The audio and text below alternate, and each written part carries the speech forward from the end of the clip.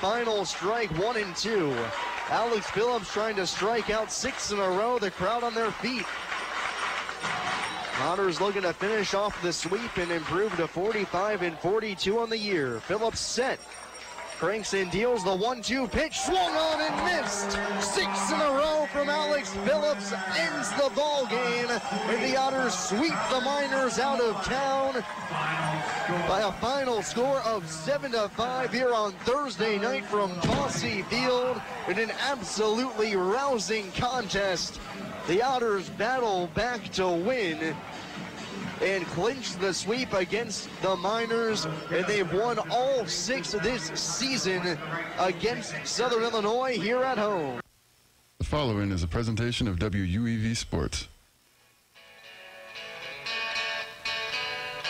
It's time for the Evansville Otters pregame show on 91.5 FM, WUEV. Coming up prior to first pitch, we'll set the scene for today's ball game, go inside the clubhouse and interview a member of the Otters about today's matchup, and we'll take a look at what's going on elsewhere in the Frontier League. And now to get you set for exciting Evansville Otters baseball, let's go out to the diamond for the Evansville Otters pregame show. Good evening, everybody. It's a little gray, it's a little cloudy here at Bosse Field, but we're going to play some baseball. Rain's falling all day, but right now the skies are clear, and the field is ready to go for 6:35 first pitch here from Bosse Field. It's the final 3-game homestand of the season for the Otters here at Bosse Field, and alongside Bill McHugh and Sam Jelinek here for the pregame show after what was a thrilling 3-game sweep of the Southern Illinois Miners the past 3 days. The Otters capping it off with a 7-5 victory last night. Bill, there's not much you can say about a series where everything went the Otters' way. I'll tell you, it was a perfect series, and you couldn't ask for anything better, especially Mr. Phillips coming in, and what a job he did striking out the 6 batters in the 8th and 9th, and of course the day before he struck out the side, so he had 9 strikeouts in a row, and what a performance he did.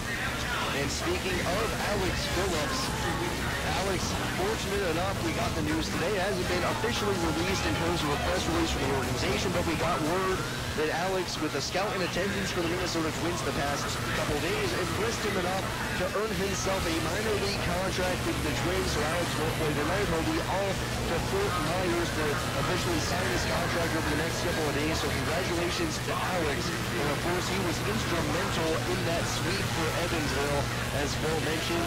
Pitched 3 total innings, struck out 9 batters for all 9 of the outs he got. I was fortunate enough to be able to sit down with him earlier before today's ball game to get inside of his head. You know, he's a really cool story. He's what independent baseball is all about. He's a guy who graduated from Baylor this past year, didn't know what he was going to do, didn't have any major league offers, wasn't drafted, and thought, you know, maybe this is it. This is where my baseball career comes to an end. Decided to come here to Evansville, and just a short 2.5 months later, he's on his way to affiliated baseball. So we'll go ahead and take our first break and be back with that interview with Alex Phillips, the newest member of the Twins organization. You've been listening to the Evansville Otters pregame show here on WUEV 91.5 FM, brought to you by Brookemeyer and Cobb.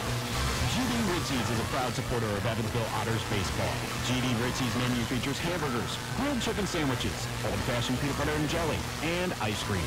With 3 Evansville locations: west at 4810 University Drive, on the north side at 4320 North 1st Avenue, and on the east side at 601 North Green River Road.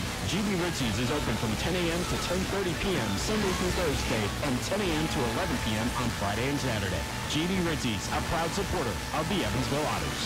The Pizza Brick Road always goes to Tyroni's. I'm in the mood for pizza and I'm ready to go. The Pizza Brick Road goes to Tyroni's. So follow me down the Pizza Brick Road. Down to Tyroni's. The Pizza Brick Road. The Pizza Brick Road always goes to Tyroni's. Hi, I'm Bill Morgan of Bill Morgan Roofing and Construction. I've built a reputation of doing quality work that will stand the test of time. We didn't get here by knocking on doors, talking gibberish, or trying to be the lowest bid. You don't like to be sold to, and that's not what we do. My philosophy is simple. Treating your home like it's my own, from start to finish. For roofing, gutters, siding, give us a call at Bill Morgan Roofing and Construction. Roofing the right way. 812-499-5892 or BillMorganRoofing.com. No matter how large or small your digging project may be, no matter how urban or rural, you must always call 811 before any digging project. 811 is our national one-call number, alerting your local utility companies to come out and mark any lines they have near your dig site. So before you do this or this, make sure you do this. For digging projects big or small, make the call to 811. Brought to you by Indiana 811.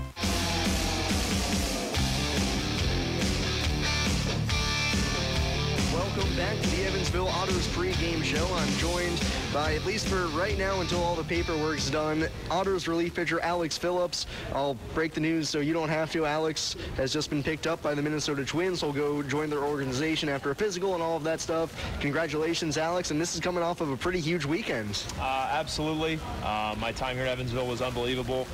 I can't thank Skip and Max enough for kind of what they've done for me. It's been a drastic change of just the 2 months that I've been here, just the difference in pitching. I wasn't always, this good. I just came here and was able to take it one game at a time, one pitch at a time, and sure enough, that's got me to the next level now. Yeah, and you speak of not pitching as good. I think it's pretty hard for anybody over the past couple of weeks to pitch the way that you have. You end with about 20 to 25 innings worth of work with 40-plus strikeouts as well. And that's just pretty absolutely sensational. And then over this past 3-game set with the minors, you face 10 batters total, get 9 of them out, all of them by strikeouts in some pretty high leverage spots. Just, that's a pretty insane streak. What was working for you? Whenever you do that well, it all has to be working for you. Like I said last night, Brant, it was unbelievable back there. There were some pitches that I missed right down the middle, and Brant, just by the way we were calling with the sequencing, he just had those hitters. They were looking for something, and I was able to sneak a fastball right by him with 2 strikes, and all the credit goes to him in those spots, because if I was calling the game, I might have done something different. But no, he knew exactly what he was doing back there. I trust every time he puts the fingers down that we're going to get the guy out. So. Yeah, it was a pretty high leverage spot last night. Came in with runners at first and second, nobody out. First batter, sacrifice bunt. You end up making an error on it, but keep the game tied thanks to 3 straight strikeouts. How do you bounce back from not only, errors always suck, but committing one yourself, you might put a little bit more pressure on you. How did you bounce back from that? I didn't know they gave me the error until just now. It did hit Cronin's glove, but we'll talk about that. No, okay, so yeah, I made the error, and honestly, I was thinking, okay, that runner at third more than likely could score, make it 6-5. My bad. But let's do it. Let's maybe get a double play ball here, make it 6-5, 2 outs, nobody on, and I got confidence in the way our offense is playing right now. We'll get it done. Sure enough, I think Shepard was up, and I struck him out, which was one of their best hitters, and so I was like, okay. And sure enough, we got the next guy. Once I got the second guy, I was like, we're fine. We'll get this. We'll get the third guy, right? But definitely the no outs was a tough spot, and obviously I wish I wouldn't have made that error, because then I would have been out there in less pitches than it needed to be. But it was a blast. I haven't ever done this closing role till I got here, and it is an absolute blast to. Be in those big moments and the crowd's clapping, because a lot of times whenever you start, crowd doesn't clap all the time. They don't really care until the 7th, 8th, 9th inning. So it's really cool, whenever the crowd gets into it, you're going to, perform well for them. Yeah, you've performed so well since you've been here at Evansville, and you joined the team, I think it was around the end of June or so, right after your season with Baylor had ended. And I remember we talked back then, you said, I wasn't quite sure if my baseball career was going to continue or what was going to happen, but your parents pushed you to keep on going, and now all of a sudden, you're going to be starting your affiliated baseball career. I mean, you had told yourself 2.5, 3 months ago that that's where you'd be headed now. I mean, what would you be saying to yourself? Maybe I'm dreaming. I don't know. Like I said, my parents, I don't want to say they forced me, but they were close. They're like, you need to do this. You had a really good ending to your college career. don't let it be the last. We see the talent that you have, and I knew I was good, but it was just it's tough whenever you don't get signed or something, and I had to sit back and they said, hey, listen, it's 2.5 months, 3 months, just go up there, have a blast. And so sure enough, that's what I did. I didn't plan on getting picked up at all. I mean, come on, like I didn't get picked up in college. Like what can I do here to allow me to get picked up, I guess. And so sure enough, I started putting together pretty good year. And the key thing for me was never expecting anything, right? The moment you started expecting something to happen in terms of getting picked up, then you're going to just be upset day in, day out, thinking, why am I here? Why am I here? I took every day hoping that I could come in and save the game for my team. Like, I didn't care about getting picked up. That wasn't one of my goals, to be honest. Obviously, it's a goal you always have in mind, but it's not something you think about, at least for me. So to have this opportunity is pretty special. Like you said, it'll be my first time in affiliated ball. Long journey at Baylor and here in Evansville, and it's just really exciting. We can see what I do next. Yeah, and one of the things you mentioned earlier in the interview is how you need a couple mechanical, mental tweaks since coming here to Evansville. What were those, and what did they allow you to do to find the success? So it's all mental. I don't think I've done anything physical, except maybe throw less in between, appearances. I don't need to throw that much just because it actually helped me get a mile an hour or two on my fastball, just by the sheer rest of not throwing a ton before the game. But I told myself, I said, listen, you might not ever pitch again. Let's make sure, this is what I just tell myself all the time, let's make sure, you go out throwing the hardest you can, the best you can. And so every time I walked from jogged from the bullpen mound to the game mound, I told myself, like, if this is your last time, like, let's make sure you can, walk with your head held high, that you did everything you could. And so I threw every pitch I threw here, I threw as hard as I possibly could in terms of, like, mental. Like, I said, I'm going to make this pitch hard. Like, this is going to be a good pitch. Was the result good every time? Maybe not, but that's how my focus was the entire time, is, hey, let's just make every pitch like it might be your last. And I don't know, maybe that was the whole secret, but like I said, I just can't believe, that this happened. Well, I've been joined here on the Evansville Otters pregame show by the newest member of the Minnesota Twins organization, Alex Phillips. Alex, congrats once again and best of luck. Appreciate it. Go Otters. You've been listening to the Evansville Otters pregame show on WUEV 91.5 FM.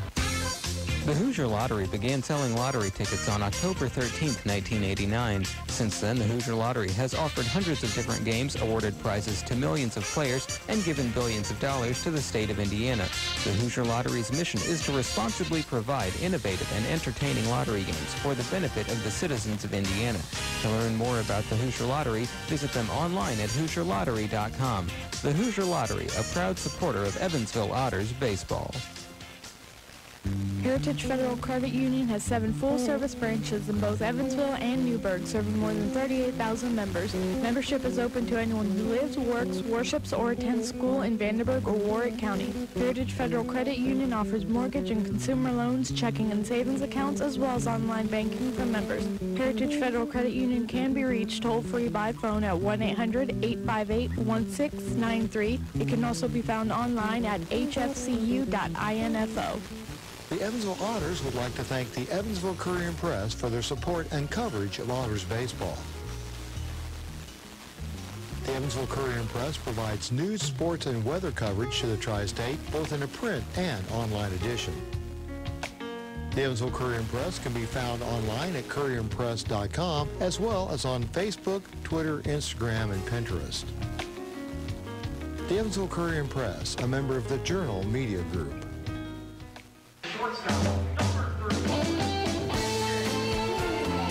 Welcome back to the Evansville Otters pregame show alongside Bill McHugh, Sam Jelinek here, getting you ready for first pitch on what is a humongous series between the Otters and the Rascals. River City, first place in the Frontier League Western Division. The Otters just 1 game back at 45-42 now. Evansville on a 3-game winning streak. River City, the only team in the West hotter than the Otters. They've won 8 out of 10. And what's even more important here is actually the fact that River City has won 6 of the first 9 contests between Evansville and River City this season. So the Otters need to sweep if they want to at least tie the season series on the year. And that's extremely important when it comes down to a tie-breaking scenario. But the Otters lineup the same it's been the past 3 nights, and they're out on the field now getting ready for the national anthem. So we'll take our final break and be back with first pitch. We've got the first place River City Rascals and your Evansville Otters here from Bosse Field on a Friday night coming up next here on WUEV 91.5 FM, brought to you by Kruckemeyer and Kahn. Sheet Metal Workers Local 20 and SMACNA, the Sheet Metal and Air Conditioning Contractors National Association, have the most qualified sheet metal and HVAC contractors in the Evansville area. To find a list of our qualified union contractors, visit unionsheetmetalindustry.com.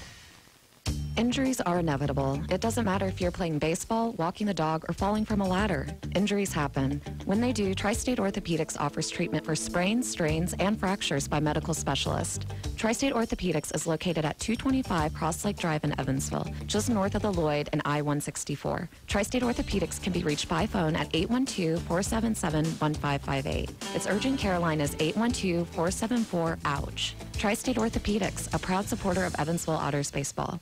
You must call 811 at least 2 to 3 business days before any digging project. So before you do this or this, make sure you do this.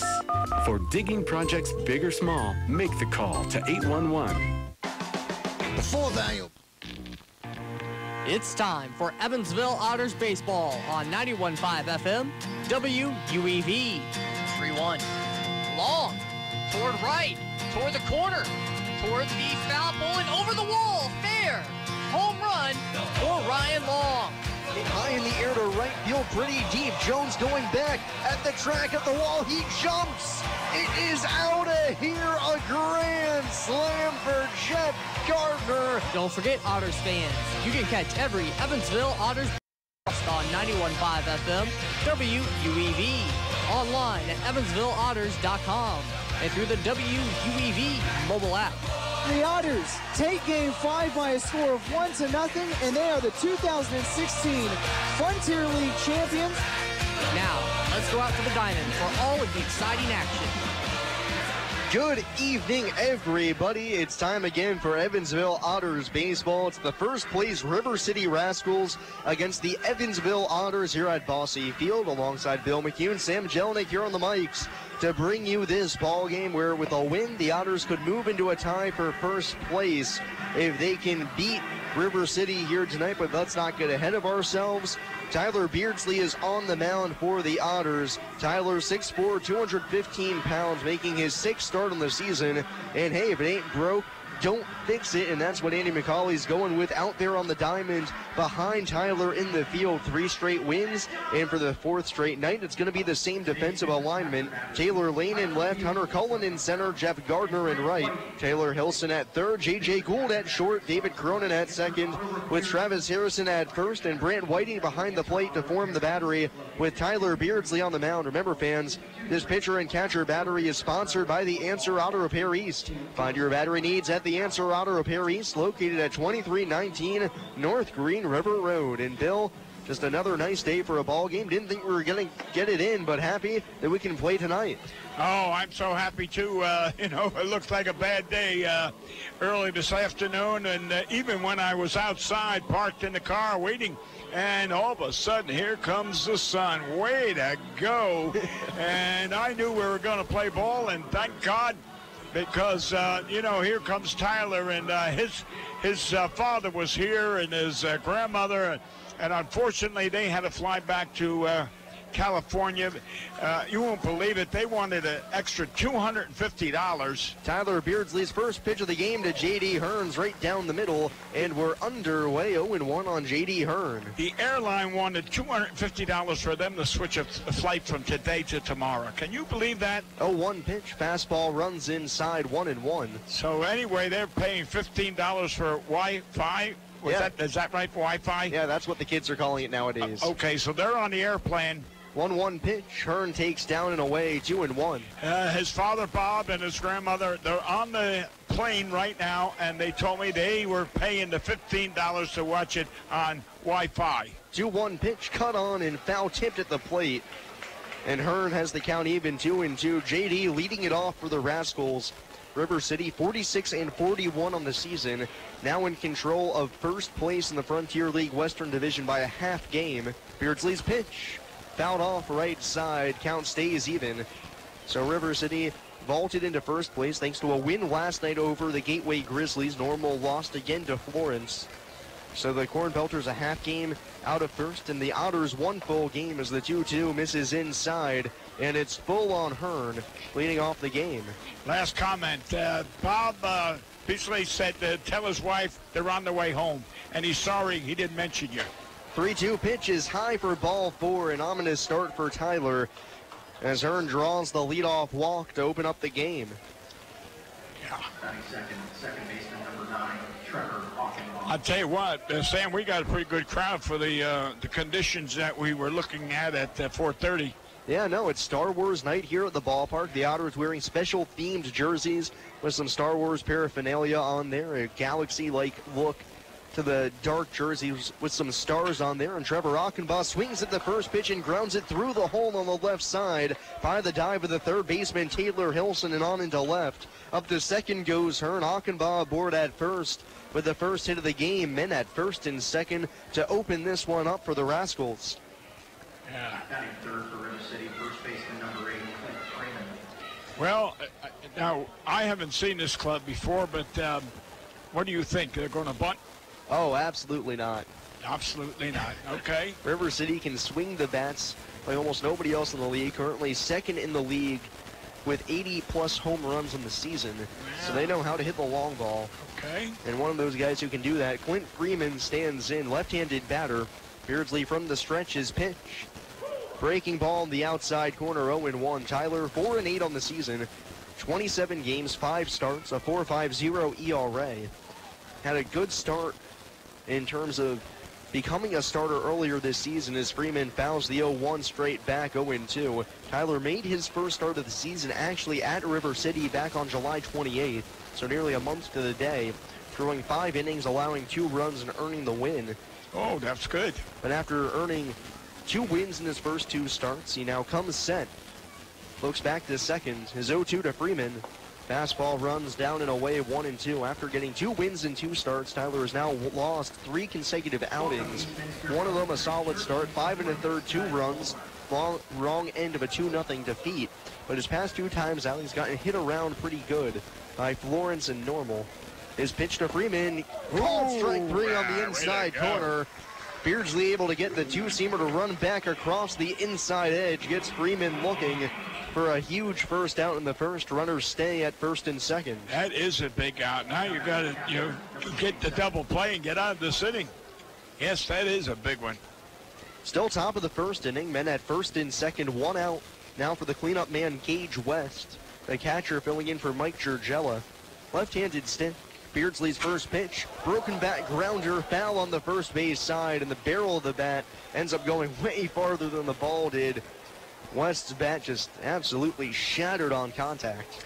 That's about the 3rd or 4th of that I've seen shattered. A few years back, I'm going to say at least 4 or 5 years ago, you'd be surprised how many barrels of the bat ended up in the infield, and the handle of the bat's still in the batter's hand. But lately, it's just been a crack bat. But anyway, you're mentioning Mike Jello is not in the lineup, huh? Yeah, dealing with another concussion. He suffered one here in Evansville the last time River City came to play, and again dealing with the after effects of that, so out of the lineup. Wow. Beardsley, an inside move to second, chases the runner back. 1 out, men at first and second, top of the first, no score. And West, the backup catcher at the plate. Still good numbers on the season, though. 260, 8 driven in. The 0-1 pitch. Popped in the air, foul ground, third base side going down the line. Hilson chasing after it, called off by Gould, who goes into a slide and can't make the catch. and that's right by the area on the warning track where there's still some significant puddles from the rain earlier. You can see it on JJ's pants. He's covered in mud. You ain't kidding. I mean, I don't know if the backside is white or is it brownish. I have another name for it, but I'll just say brown. And JJ, when he went into that slide, you could see it when he hit the ground. A lot of water sprung up from the earth, and he basically hydroplaned. He's probably got an extra pound or two on his body now with all that mud. It's 0-2 on West now, though. That was going to be a tough play for all parties involved. On deck, one of the most dangerous hitters in the league right now, Paul Cronenfeld. Beardsley had a double play up his sleeve. Now's the time to use it. Don't want to be facing Cronenfeld with men on base. No score, top of the first. A walk and a single here in the frame. Now 0-2 on Gage West. The pitch. Called strike three. Perfect fastball again. Beardsley paints the inner half. Gets West looking back-to-back strikeouts. And with 2 outs and 2 on, that will bring Paul Cronenfeld to the plate. Yeah, that's... Oh, I'll tell you what. Tyler looked good so far. And here's going to be his biggest challenge of the night already. Paul Cronenfeld, the DH for the Rascals, hitting .301 in the season. 22 home runs. That's tied for the Frontier League lead. 65 knocked in. That's in the top 5. Left-handed swinger. Bat rests on his shoulder. The first pitch bounces in for ball 1. Well, we've had a couple of players in the last week from Normal and Southern Illinois. Southern Illinois both had 21, did they not? Yeah. Shepard was one of them, if I'm mistaken, yeah. And Chris Ariart for Normal had 21 as well. The 1-0. Freeman swings, skies it in the air, shallow center field. Shortstop Gould going out. He's underneath of it, just onto the grass. Takes a few more back pedals and hauls it in for the final out of the inning. Beardsley lets the first 2 on, but gets the next 3 out to Strands 2 aboard. We'll go to the bottom half of the first. River City nothing. Evansville taking their first cuts here on WUEV 91.5 FM. Brought to you by Krukemeyer and Kahn. I just love this place. And I just love that ring. It's gorgeous. Where did he get it? Krukemeyer and Kahn, of course. For the engagement ring that will have everybody talking, look no further than Krukemeyer & Kahn. With incomparable selection, quality, and service, Krukemeyer & Kahn is the only choice for the ring that will last a lifetime. Krukemeyer & Kahn, your lifetime jewelers. So, everybody's talking about the ring. It's pretty great, huh? Pretty great. It's amazing. You gotta tell me, man. Where'd you get it? Krukemeyer & Kahn, of course. For the engagement ring that will have everybody talking, look no further than Krukemeyer & Kahn. With incomparable selection, quality, and service, Krukemeyer & Kahn is the only choice for the ring that will last a lifetime. Krukemeyer & Kahn, your lifetime jewelers. So let's see it. I absolutely love it. He did a fabulous job picking it out. I couldn't be happier. Well, I had a lot of help. I bet I know where it came from. Krukemeyer and Kahn, of course.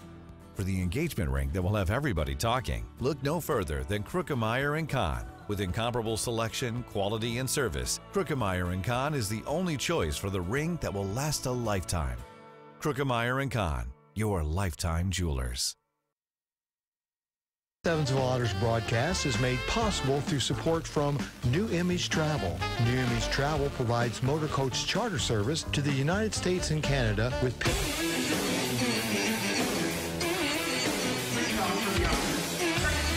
To the bottom half of the first inning, Otters looking to take their first cuts of the game, and David Cronin's going to lead it off for Evansville. Same lineup from last night's game that produced 7 runs. We'll see if it'll be the same again as Cronin steps into the box to take on Josh Kimborowicz for the Rascals. Yeah, David had a pretty good night last night. 3 hits, but 3 RBIs. That was the most important, especially that line drive he put down the left field line, drove in 2.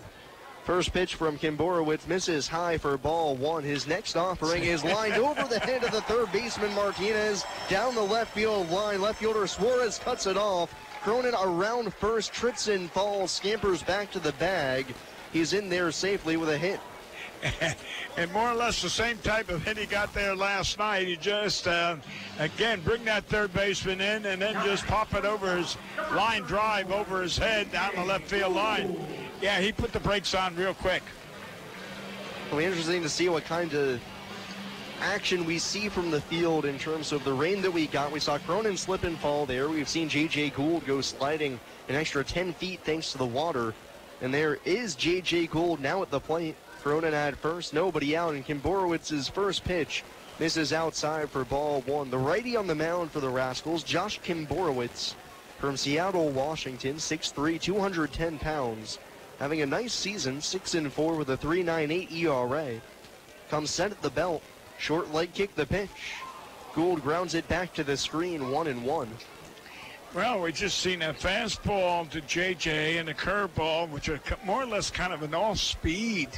I don't know if that was his normal curveball or not. We'll have to wait and see. Or you've seen this guy before. Yeah, Kim Borowitz has started a couple times against Evansville this season. Once here in Evansville at Bosse Field, one other time at River City. His 1-1. Gould swings and misses 1-2. See, now that looked like that had a better break and had more velocity to it.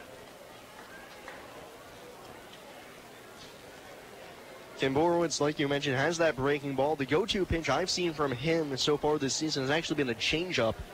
You know, well, maybe that's what he was off speed. Yeah, with. it's very off speed. Yeah. 1-2 on Gould, the pitch. There is that changeup down in the dirt, 2-2. Right, okay. Yeah. Got a little bit of arm side run to it, a little bit, drops a considerable amount. Yeah. Gould, right-handed batter, 261 on the season. Has Cronin at first, nobody out, bottom of the first, no score. Kim Borowitz at the belt, his pitch. Back to the outside corner, called strike 3.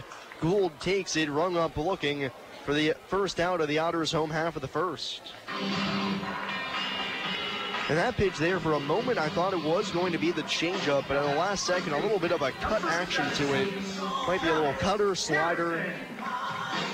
But either way, Gould down on strikes, and now Travis Harrison stands in, just below 300 on the year now at 299. Cronin still at first, one gone. Right on right matchup, the first pitch. Called strike one on the inside corner, Harrison frozen. Yeah. River City wearing their black jerseys, gray pants, black socks. The Otters with, I think it actually kind of looks like they're wearing black socks here tonight. Yeah, that's true. The 0-1 to Harrison. He swings and ropes it into left field for a base hit on one hop, fielded by Suarez. The left fielder gets it back on into the cutoff man, and Travis Harrison keeps on hitting. 586 in his past 10 games, and here in the first, another hit. Cronin up to second, and there's 2 on with 1 out for Jeff Gardner. Okay, last night I said he should have been up to 300. I noticed tonight's he was 299. Well, he's 300 right now. I tell you what, those people down there in Fort Myer are probably happy. It's the 300 hitter. Now Jeff Gardner, 1 out. Cronin at second, Harrison at first. Jeff, 58 RBIs on the year for the Otters, leads the team. Yeah. First pitch. Out in front, pops it up behind home plate, going towards the first base side, right next to the dugout. The catcher, West, is there, and he makes the catch. Great concentration right next to the on-deck batter, Carlos Castro, able to put the squeeze on it for the second out of the inning. Yeah, that was, and Carlos didn't give any ground. He just stood it, and I don't know if you would call that interference or not. I'm actually not sure. You're right. You know, I mean, the on-deck batter is allowed to be on the field of play. Right. But are they entitled to their area, or do they have to get out of the way? I'm saying you've got to get out of the way. That's you what I can't would think. interfere with the fielder, whether it's on the playing diamond or off the field, off the diamond. 2 on, 2 outs for Castro. Now the batter. Kim Borowitz set his pitch. Hit high in the air to left center field. Left fielder Suarez going back, settles underneath of it. and makes the catch for the final out of the inning. Otters 2 hits, but Strand 2 on. And we'll go to the second after an inning of play. We're scoreless here on WUEV 91.5 FM, brought to you by Krookemeyer and Kahn. Why Old National Bank? Old National Bank began in 1834 with just one room and a passion for helping people prosper. Today, we are honored and grateful to be the financial partner for so many businesses, families, and individuals like you. From our commitment to safety and security to our promise of service that will exceed your expectations, we want to be your bank for life. Old National Bank, member FDIC. This Evansville Otters broadcast is made possible through support from New Image Travel. New Image Travel provides motor coach charter service to the United States and Canada with pickup within a 150-mile radius of Evansville. A full list of New Image Travel's offerings can be found online at newimagecharter.com. New Image Travel can be reached toll-free at 1-800-432-6213. New Image Travel, a proud supporter of Evansville Otters baseball.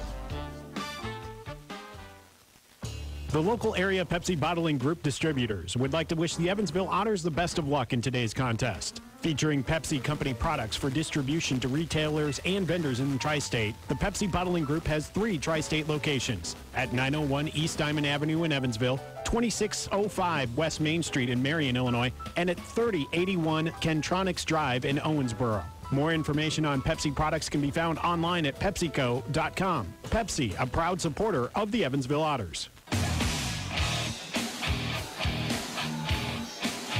Hey Otters fans, whether you're searching for an exquisite diamond engagement ring, diamond anniversary band, dazzling earrings, or gorgeous diamond bracelet, Krookemeyer & Kahn is the place for extraordinary value and a pleasurable experience. Krookemeyer & Kahn, a supporter of Evansville Otters baseball. Top half of the second inning coming at you. Both teams strand men at first and second in their first times at bat. So it's Braxton Martinez leading off the top of the second for River City in a scoreless game. Tyler Beardsley back to work.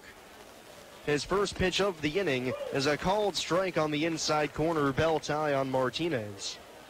Braxton, big right-handed slugger. He's pounded 11 home runs on the year, knocked in 44. The pitch, perfect from Beardsley, outside corner at the knees, and it's quickly 0-2. 6, 7, 8 in the River City lineup.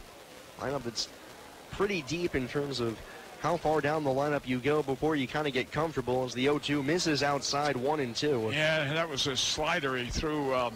Broke a little too quick. 1-2 pitch. Two-seamer runs too far inside. Martinez has to bend out of the way. 2-2. I guess Whiting was looking for reach. Here it comes. 2-2 pitch, rolled up the middle. Shortstop Gould ranges to his left, gobbles it up, throws low to first, but picked out by Harrison on the backhand for the first out of the inning. I tell you what, Harrison not only is a good third baseman, a good left fielder, he picked that one out right up off the ground.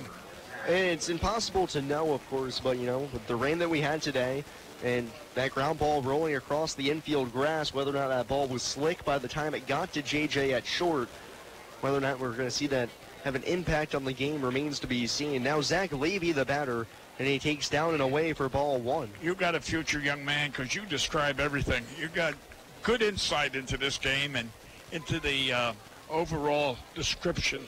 Beardsley's 1-0. Levy hits it on a couple of hops to Gould at short, gets it on the backhand, fires to first, this time knee high.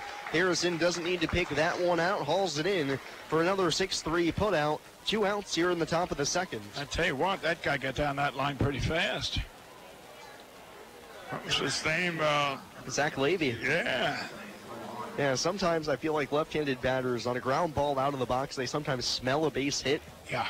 And they know one they can possibly beat out, but no dice there for Levy. Now Ransom Lalonde, the hitter, and Beardsley pours a fastball in over the outside corner for strike 1. 2 outs, top of the first. Yeah, good. Or top of the second, rather. Yeah, top of the second. But the 0-1. Lalonde swings and misses, slider down and away, 0-2, and Beardsley's looking sharp here in the second. I think congratulations for an excellent interview of our Phillips. That was really a good interview. Yeah, Alex, I got to give some credit to him as Beardsley goes into the line. Lalonde calls time, so no pitch. Got to give credit to Alex. I talked to him a couple times before. He actually has some interest as well about becoming a potential broadcaster one day in an analyst role, so watch out, Bill. Hey, I'd get him for age discrimination. 0-2 pitch to Lalonde. Slider down and away. He lays off 1-2. So Alex, very well spoken. You know, he really knows how to conduct an interview and knows the right things to say. 1-2 pitch. Ground ball out to short again. This time Gould charges, fields and throws to first, and J.J. Gould retires the side here in the top of the second. We'll go to the bottom half of the frame. It's River City nothing and Evansville nothing on WUEV 91.5 FM. Brought to you by Krookemeyer and Kahn. I just love this place. And I just love that ring. It's gorgeous. Where did he get it? Krookemeyer and Kahn, of course. For the engagement ring that will have everybody talking, look no further than Krookemeyer and Kahn. With incomparable selection, quality, and service, Krookemeyer & Kahn is the only choice for the ring that will last a lifetime. Krookemeyer & Kahn, your lifetime jewelers. So, everybody's talking about the ring. It's pretty great, huh? Pretty great. It's amazing. You gotta tell me, man. Where'd you get it? Krookemeyer and Kahn, of course. For the engagement ring that will have everybody talking, look no further than Krookemeyer & Kahn. With incomparable selection, quality, and service, Krookemeyer & Kahn is the only choice for the ring that will last a lifetime. Krookemeyer & Kahn, your lifetime jewelers. So let's see it. I absolutely love it. He did a fabulous job picking it out. I couldn't be happier. Well, I had a lot of help. I bet I know where it came from. Krookemeyer and Kahn, of course.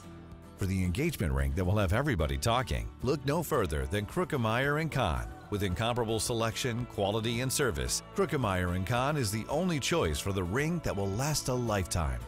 Krookemeyer & Kahn, your lifetime jewelers. You're listening to exclusive coverage of Evansville Otters baseball on 91.5 FM WUEV Evansville.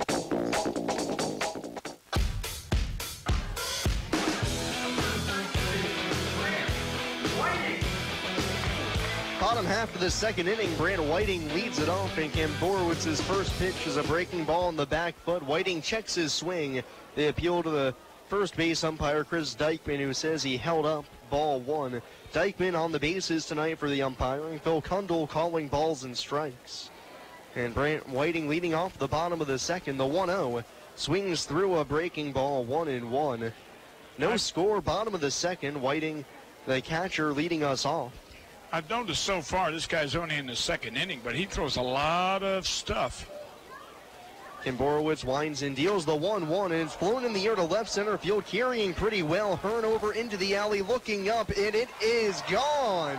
Brant Whiting, that ball hung up there for a while, and over in the left center field, Elliott gets on out of here for a solo home run. Brant Whiting's fourth on the season, his second on the homestand. Yeah, I tell you, but look at that flag blowing. I think that that fly ball was helped quite a bit, but whether it was by his strength or the flag blowing, I don't know, but I'll take it any way you can give it. Yeah, and I credit Brant there. His first three home runs on the season have all been down the right field line or to straightaway right. They're a little oppo power, really blasting it there. You know, I knew he got it well off the bat, but hey, the Otters take a 1-0 lead on Brant Whiting's solo shot. That had to go 390 feet at least. First pitch to Taylor Lanes, down and away all the way to the backstop, 1-0. We used to have, years ago, we had signs out there that said 385, but I don't see them anymore. 1-0 pitch to Lane. Misses away, 2-0. Taylor, the left fielder for the Otters, 400 on the season. That's just in about a week's worth of games now, 7 for 17 over his past 5. 2-0. Way out in front, 2-1. See, that's the pitch right there. It's an off-speed breaking pitch curveball, and I tell you what, if you just lay back, you can cream it. 2-1 pitch. There it is. Hit hard on the ground to third, but picked by Martinez, the third baseman. Gobbles it up, takes a couple steps, and throws to first to retire Lane. First out here in the bottom of the second. Otters ahead 1-0. Yeah. I tell you what, like I said before, he throws a lot of stuff, and if I was batting, I'd wait on that pitch now, and that Lane just hit. And of course, Whiting's hit was that was a fastball. Kim Borowitz, a guy who's been around the Frontier League a little bit, played here in 2016 with the Southern Illinois Miners, going a perfect 8-0. First pitch to Hunter Cullen. Now's the breaking ball at the knees, called strike one. See, that's the pitch he throws. He doesn't throw that fastball that often. But as he did, when he did throw it, Whiting hit it out of here. The 0-1. Bounces in all the way to the screen, 1-1. Hunter, left-handed batter, steps in here, 1 out, bottom of the second. Nobody on, and the Otters ahead 1-0 on Whiting's solo shot. Kim Borowitz is 1-1. Out in front, Cullen can't make contact, and it's 1-2. You know, I'll make a comment about their catcher, Jello. And when he played here, I always liked him. I thought he was a good catcher, and his name is Jello, but I always called him Jello. And 1-2 pitch. Cullen swings over top, a pitch down and in for the second out of the inning. Kim Borowitz's second strikeout on the night. But anyway, talking about Jello, every time he plays against the Otters, he really hurts us with home runs and doubles. And like I said, it looks like, he comes back and gets revenge. Yeah, so the Otters a little bit fortunate not to see him in the lineup here tonight. That's what I'm trying to say. We're fortunate he's not in the lineup. Now Taylor Hilson at the plate. He takes high and in for ball one. Base is clear, 2 outs. Otters ahead by 1. Hilson, the 9-hole hitter, at the dish, and the pitch. Changeup drops down and in, and it's 2-0 on Taylor. It's turned into a beautiful night here at Bosse Field. Oh, yeah. Clouds have dissipated, the sun's still up. And the 2-0 pitch. See.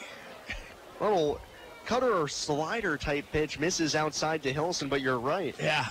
Just wait on that pitch, because I tell you what, it's coming in probably at 60 miles an hour. The 3-0, fastball right down the middle, 3-1 on Taylor. Hilson's now started. This is his 4th straight start here for Evansville, actually 5th dating back to Sunday against Florence. The 3-1. Okay. Misses down and in, ball 4. Tried to get Hilson to chase the changeup, but he lays off. And Taylor draws the 2-out walk. That's extremely strange, just in baseball parlance, to go with a 3-1 count on your 9-hole hitter to go with the changeup. Yeah, well, like I said, he doesn't throw the again, we're talking about the second inning now. We don't know what he's going to be throwing in the 4th or 5th, but he isn't throwing many fastballs so far. It's a lot of junk, but he gets you out on the junk. Now David Cronin, the top of the order, singled to left his first time up, and the pitch. Floats a changeup over the outside corner for strike 1. And Kim Borowitz's 2 starts against the Otters, he's had a fair amount of success.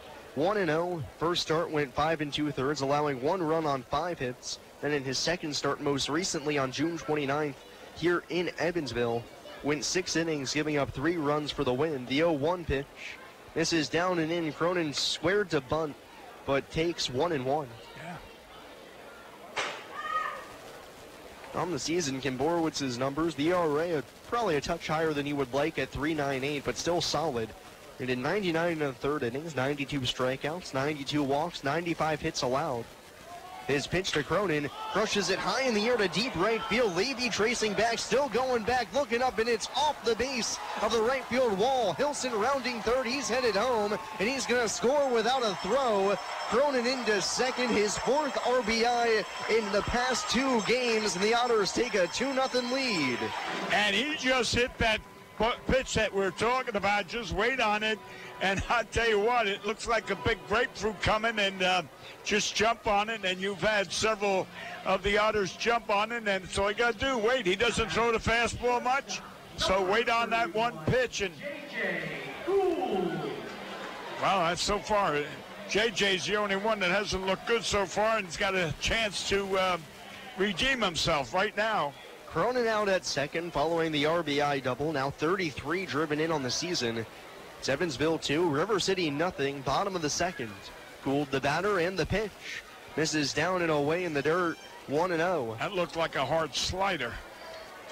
Looks like he holds it at the last minute, and that's why he ends up short. Like a recoil. Throw it and then come back. Gould struck out looking his first time up, but he's had a hot bat over his past 10 games. The 1-0. Change-up misses outside, 2-0. Gould in his past 10 hitting .360, helping push his average up to .261. And in that series against Southern Illinois was dynamite, 6 for 13. The 2-0 pitch. Fastball bounced in all the way to the backstop. Cronin's going to scamper up to third. And Kim Borowitz really struggling here in the second inning. Yeah. Cronin now at third base, 3-0 on Gould. And remember, all this started, Brant Whiting's home run, that's nice, a solo home run. But he had the 9-hole hitter Hilson at the plate with 2 outs and nobody on. Walked in, Cronin doubled. Now 3-0 on Gould. And he gets the outside corner for a called strike 1. 3 balls and a strike on JJ. And that was a breaking pitch. Again, you mentioned throwing to Hilson. He threw a change. The 3-1 goes back to that same pitch. Gould out in front. Foul tips it into West's glove. And the count's full, 3-2. 2 outs, bottom of the second. Otters 2, Rascals nothing. Cronin at third. And J.J. Gould, the number 2 batter in the order, trying to bring him home. Kim Borowitz set. Offers the payoff pitch. Cut on and missed. Dropped by the catcher West. Gould's going to try and go to first. And now they got Cronin caught in a run down between home and third. He ducks the tag. Dives for the plate. He's safe. Oh my goodness, David Cronin with some acrobatics there to get around the tag. Gets a hand on home plate and scores. I have no idea what Gage West was thinking. All he had to do was throw to first for the out and the inning would have been over. That's right. That is right. Way to think. What he saw was the runner coming down. And, that's a case of when you're out there playing and you lose concentration of what the situation is. Good call there, partner. And credit J.J. Gould as well. He never stopped running. He's at second base, so he's in scoring position. And Steve Brooks going to head out to the mound now to try and calm down his Rascals team, because this has been one weird second inning. Yeah. If I may talk about their catcher, he made a basic mistake. And that is, you always run the runner back to the base he came from. Don't let him run advance. So if he ran him back, but what he did is he ran, then he threw the ball. And that allowed Cronin to elude the tag because the pitcher came to cover home. Yeah, but just even before that, all he had to do was throw to first. Yes, no, you're right. That's right. All he had to do, because there's 2 outs. It was 2 outs and the ball was right in front of him. Travis Harrison now the hitter. He swings at the first pitch, pops it in the air, right center field.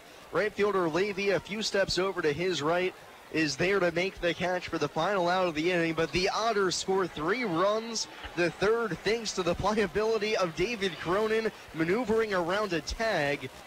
And we'll go to the third inning. It's Evansville 3 and River City nothing on WUEV 91.5 FM. Brought to you by Krukemeyer and Kahn.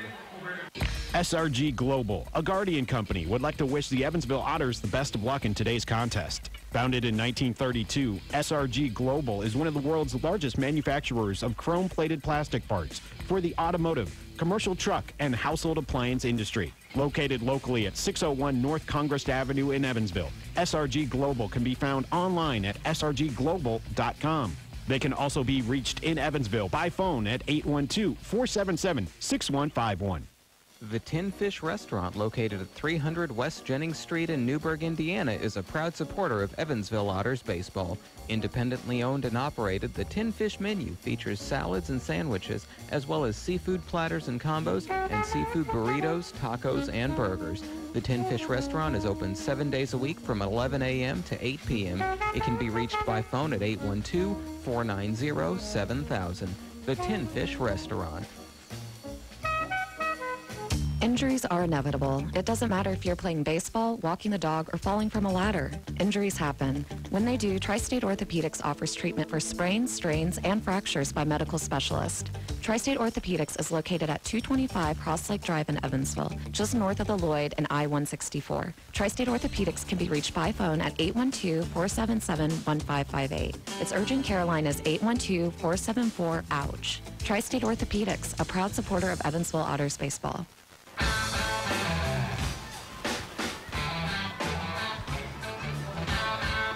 Tyler Beardsley back out to the mound for the top of the third inning, now stakes it to a 3-0 cushion thanks to a Brant Whiting home run, an RBI double from David Cronin, and then David caught in a rundown between home and third, dodges a tag, gets his hand on the plate, and the Otters now lead 3-0.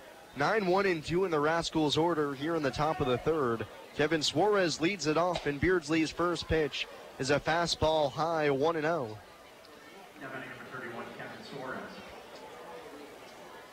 Suarez, right-handed batter. Beardsley's 1-0 pitch. Fires a fastball on the outside corner, 1-1. Suarez had primarily been the leadoff batter for the Rascals this season, but has fallen on hard times lately. So the 1-1 comes home. It's high and tight. Suarez bends back out of the way, 2-1. Suarez now 241 in the season, but just 1 for his last 15. Now dropped all the way down to the 9 spot. The next pitch chases a high fastball, foul tipped into Whiting's glove, and the count's even at 2. Yeah, that was high inside, got tied up, but still he went after it. Nobody out, top of the third inning. Evansville 3, River City nothing. Beardsley looking in for this sign. Gets the one he wants, kicks in, deals the 2-2 pitch.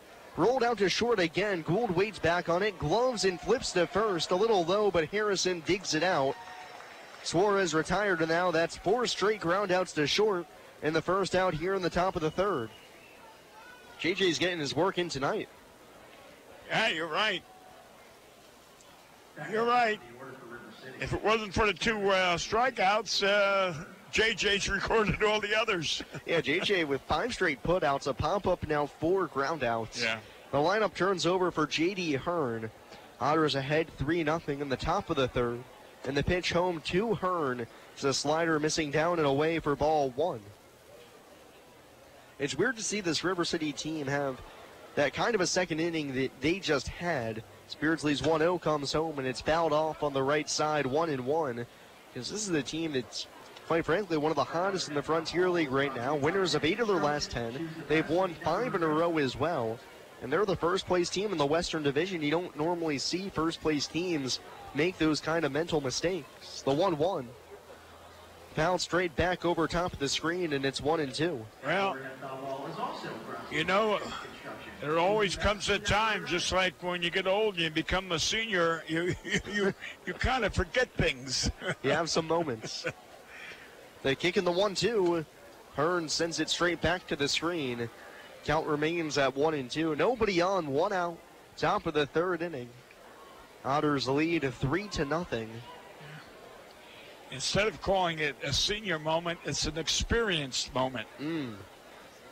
The next pitch, Strike slider 3. just outside. Beardsley had started to walk around the mound, thought he had rung up Hearn looking, but no dice. I thought he did too. Says Phil Kundle, and the count's even. That was a good pitch. Hearn, right-handed batter. Beardsley rocks in, fires the pitch. Fastball above the belt. Had the heart of the plate, but no call, and the count's full. Yeah, we walked this guy the first time up, and we got to run a 3-2. You know, it's so difficult to look at that, the balls out there with those. Payoff pitch. Fouled back over top of the roof. On the scoreboard there's so many lights missing that it looks like now it's a 2-2 count. Maybe we're just trying to steal an edge Well, no, I think the school board ought to come out and fix these things. Payoff pitch again. Hearn pops it in the air to shallow right field. Cronin going out. Right fielder Gardner in, though, as the outfielder calls off the infielder to make the catch for the second out of the inning. Have you noticed right now where Cronin is? You see him, little hop there. You can see a little puddle of water out there. So, I hope those puddles, that puddle out there isn't one of those ones where you just tap your foot in, you see how deep it is, then all of a sudden your whole leg's gone. 2 outs now. Trevor Achenbach singled his first time up, and Beardsley flips over a first pitch breaking ball for a strike, 0-1. Beardsley has retired 8 in a row, looking to make it 9. Top of the third inning, 2 outs, nobody on, and the 0-1 to Achenbach. Little pop fly out to second. Cronin gloves it easily, hit right at him for the final out of the inning.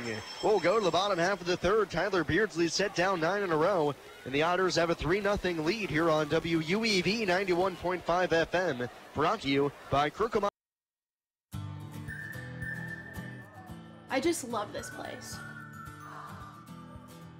And I just love that ring. It's gorgeous. Where did he get it? Kirkham Con, of course. For the engagement ring that will have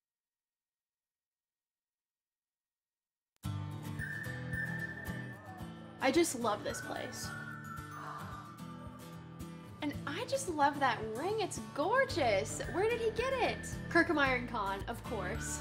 For the engagement ring that will have everybody talking, look no further than Crookham Con. With incomparable selection, quality, and service, Crookham Con is the only choice for the ring that will last a lifetime. Crookham Con, your lifetime jewelers. So, everybody's talking about the ring. It's pretty great, huh? Pretty great. It's amazing. You gotta tell me, man. Where'd you get it? Crookham Con, of course. For the engagement ring that will have everybody talking, look no further than Crookham Con. With incomparable selection, quality, and service, Crookham Con is the only choice for the ring that will last a lifetime. Crookham Con, your lifetime jewelers. So let's see it. I absolutely love it. He did a fabulous job picking it out. I couldn't be happier. Well, I had a lot of help. I bet I know where it came from. Crookham Con, of course. For the engagement ring that will have everybody talking, look no further than Crookham Con. With incomparable selection, quality, and service, Crookham Con is the only choice for the ring that will last a lifetime. Crookham Con, your lifetime jewelers. Bottom half of the third inning, Jeff Gardner leads it off for the Otters, and Josh Kimborowicz's first pitch misses inside for ball 1. It's Evansville 3, River City nothing. Otters a game back of the Rascals for first place in the Western Division. Kimborowicz's 1-0 misses again, 2-0. 4, 5, and 6 in the Otters order. Gardner leads it off, popped out to the catcher his first time up. Right on left matchup, the 2-0. Bounces in, and it's 3-0. I'd tell you what, if the Otters could take 2 out of 3 here, they'd be really good, looking good going into playing normal. Before getting even to normal, though, the Otters got to go to Gateway next week. Well, I'm assuming Tuesday through Thursday. I'm assuming we could. The 3-0, Gardner swings foul, tips it into West's glove. The green light comes up empty, 3-1. Well, the way Cronin's hitting those long fly balls, maybe he can get some extra home runs. And with Kimborowicz set to go into the line, Gardner calls time and steps out. Jeff hitting .281 this season, but unlike the rest of the Otters offense, which has really surged in the past 5 to 10 games, Jeff's hit a little bit of a snide. 3-1 offering. Lined into left field, Suarez froze, now comes in a few steps and is able to put away the ball off of Gardner's bat for the first out of the inning. And that pushes Gardner's little slump now 5 for his last 24. I noticed, what did we get, 11 hits last night, and 11 or 12 the night before, and 10. So we've had like 30 hits in the last 3 games. I believe we are second in the league Western division as far as batting average. And the past 10 games, the Otters as a team with Castro now in the box takes a humongous rip and comes up empty for strike one. The Otters as a team in the past 10 games are hitting .336. Yeah, I hit there.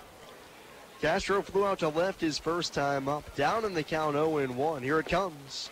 And again comes up empty with a wild hack 0-2. I tell you what, Castro got good power.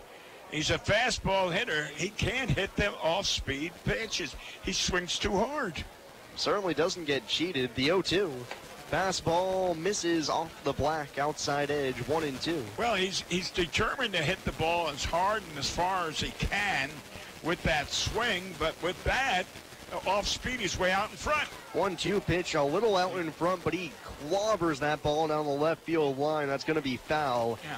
1-2 still. He probably could hit, I'm going to say, 400-foot home runs the way he's got power, but he chases too many low outside pitches, and off speed, he's 1-2 pitch. There it is. Cut on. Oh, foul tipped at the plate. Tip. Thought Castro swung on and missed that one. Instead, foul tips it off of West's mask.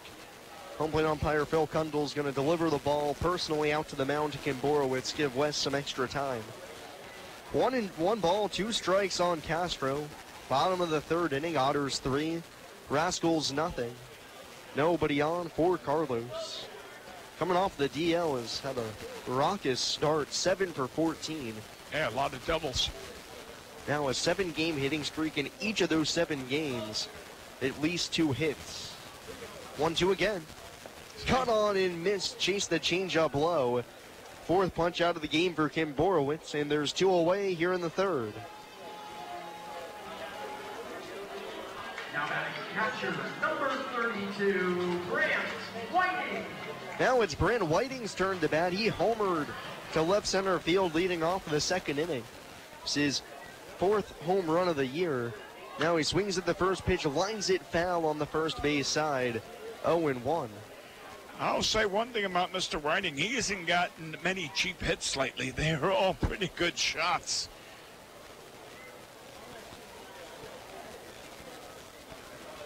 0-1 pitch. Just a hair out in front of the changeup 0-2. Yeah, he pulled a string on him.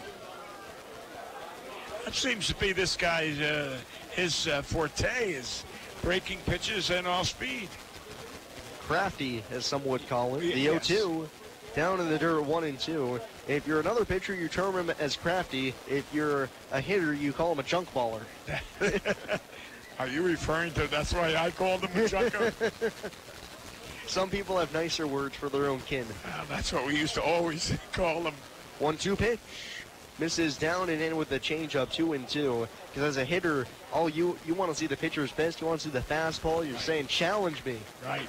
Come at me. I was a fastball hitter. I loved. Break-even pitch. Rolled foul, first base side. Still 2-2. 2 outs, bottom of the third. Otters ahead 3-0 with nobody on for Whiting. Of course, there's nothing nicer than to have a hanging curveball up around your eyes. The next pitch, fastball high and away, and Whiting's with a good at bat here, worked the count full. Yeah. See, even at the number 32, it's hard to make out the 32 on the numbers. School board ought to make a lot of... 3-2 pitch, curveball just off the outside corner. Brandon Whiting with an excellent at bat, draws the walk. The second one issued by Kim Borowitz here on the evening. It's a 2-out base runner for Taylor Lane.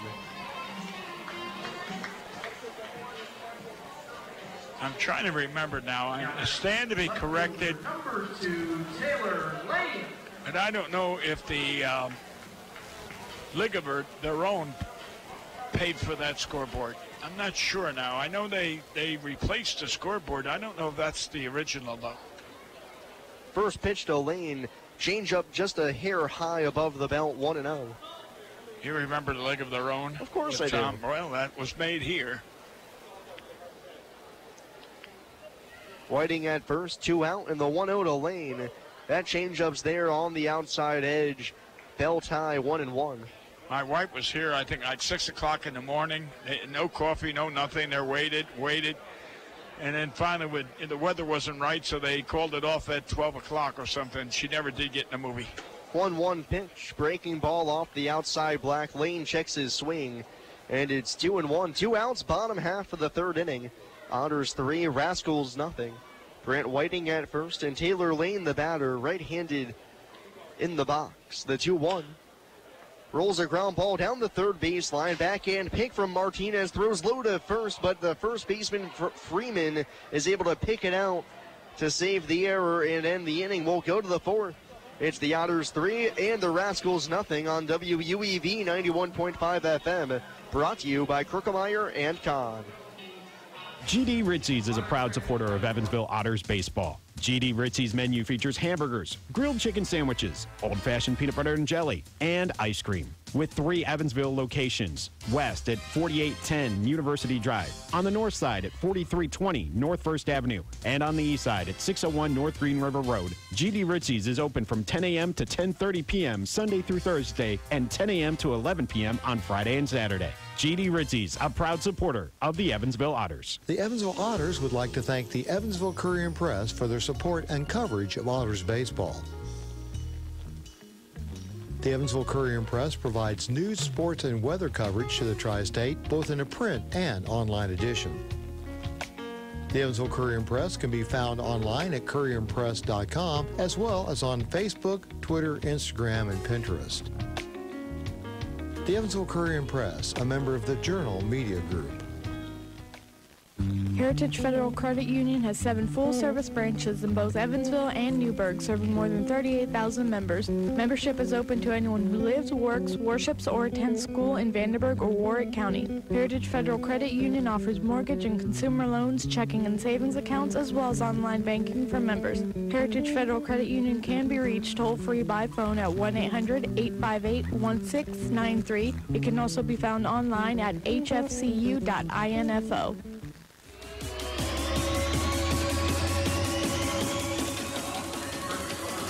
Hey Otters fans, Thunderbolt Pass Golf Course has the best golf rates in town. Now offering 18 holes with a cart for just $18. Don't forget the $1 drafts and $5 pitchers of ice-cold beer.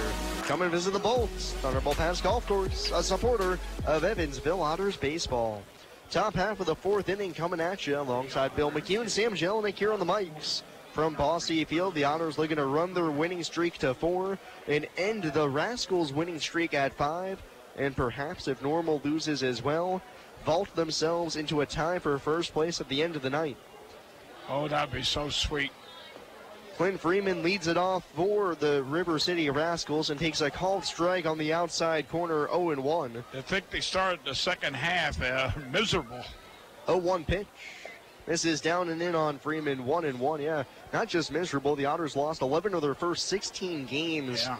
In the second half, had a 5-game losing streak to start the second half. The 1-1. Freeman with a wild swing pops it back out of play, 1-2. First baseman for the Rascals, hitting from the left side. Star game. Freeman open stance, down in the count, 1-2. Here it comes. Misses outside, 2-2. Freeman took a called third strike on the inside corner his first time up. Now leading off the top of the fourth, his Rascals trailing by 3 runs. Beardsley winds and serves up the 2-2. Cut on and miss, slider on the back foot. I think that might have hit Freeman's foot as he swings over top of it. Whiting picks up the ball and tags him out. And Beardsley with his 3rd strikeout of the night. Yeah, Freeman twice.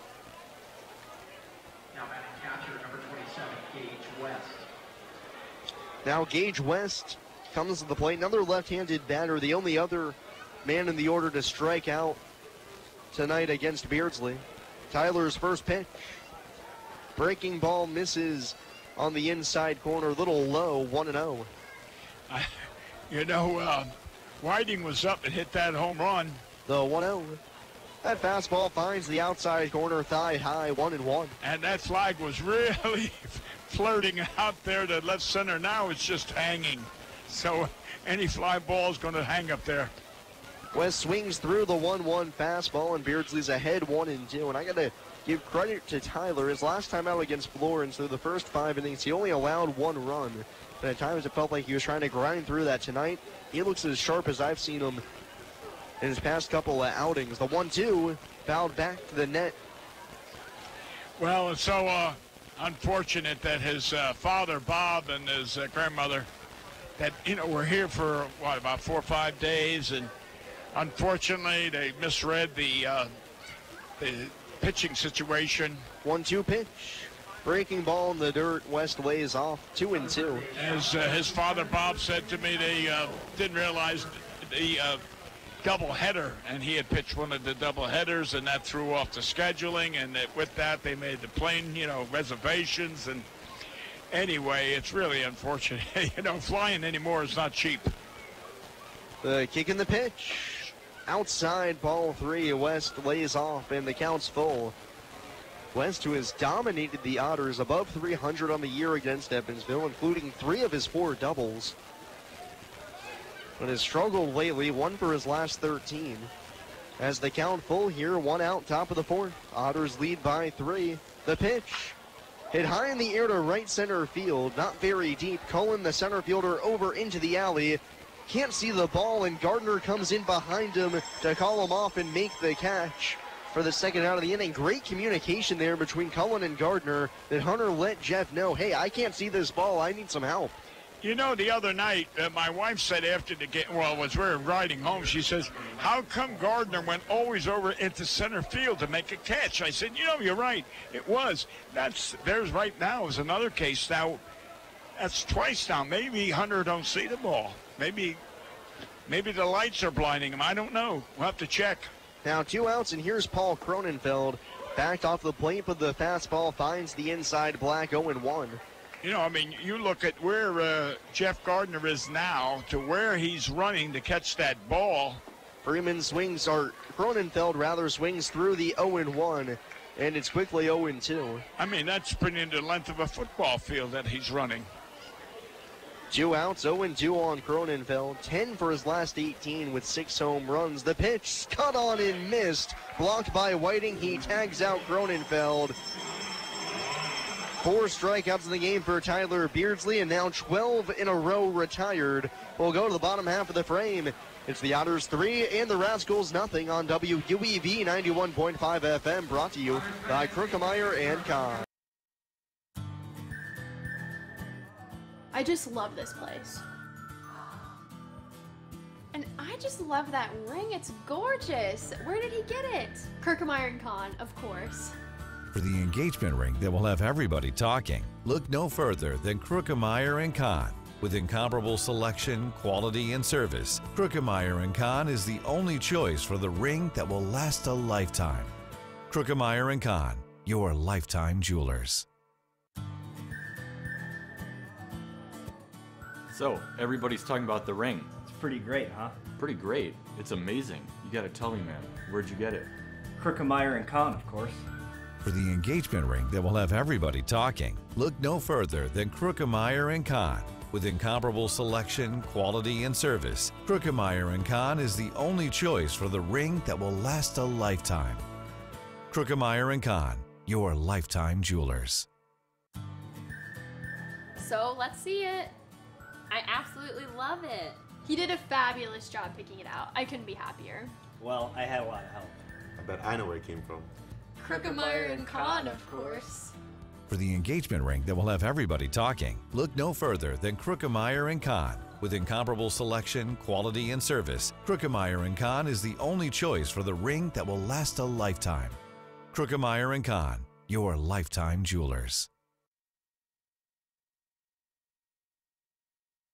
Bottom half of the 4th inning about to get underway, and Hunter Cullen's going to lead it off. 8-9-1 in the order for Evansville up against Josh Kimborowitz. Out for his 4th inning of work, his first pitch of the inning. Hunter Cullen swings through it for strike 1.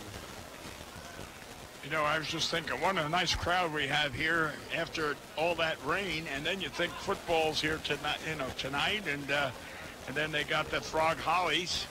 0-1 to Hunter. Skipped in 1-1. And I'm just thinking to myself as I'm sitting here watching, and I said, people decide, well, let's go to the baseball game because it's got a roof over it. If you went to the football game, you'd be out there and you get soaked. So they decided to come here. Good choice. Or they just wanted to listen to you. There's that, too. Oh, yeah. 1-1 to Cullen. Shows bunt, gets it down on the third base side. Third baseman Martinez fields with the bare hand, but just puts it in his back pocket. Perfectly executed from Hunter Cullen. It's a leadoff bunt base knock up the third base line. And that ball just died. It rolled, what, maybe 12 feet at the most away from home and died. And that third baseman came all the way in. And when as soon as he got to it with the bare hand, he didn't even fake going into a throwing motion. He just stopped. Right. Well, I was going to say he walked. That last step he walked. Now Cullen at first and Taylor Hilson the batter. First pitch, Hilson shows bunt but takes outside. Snap throw back to first and Cullen back in safely.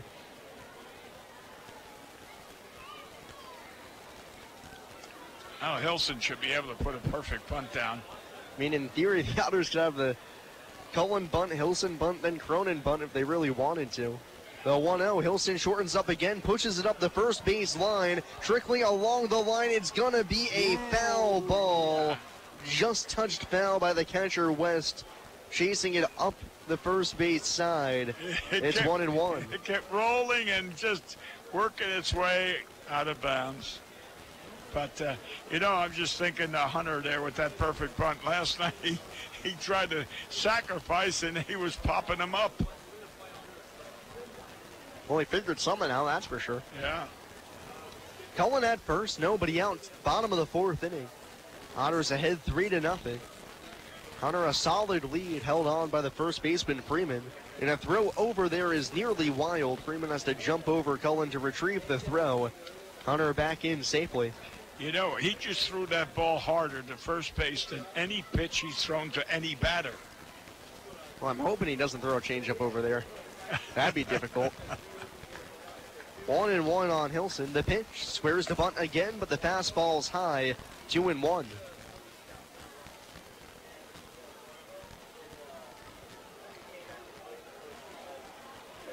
A lot of pitchers reserved themselves in the first couple innings so they could go, to 6 and 7.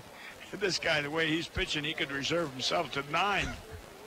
Hilson squares early, now takes it back, swings away, pops it up. First base side, foul ground in front of the Otters dugout. The first baseman, Freeman, puts it away. For the first out of the inning, Cullen remains at first. Now, what do you call that? The Butcher Boy play. Butcher Boy play. I do not like that. It's in that situation, Sam. It's like the pitcher quick pitching you. You're not set.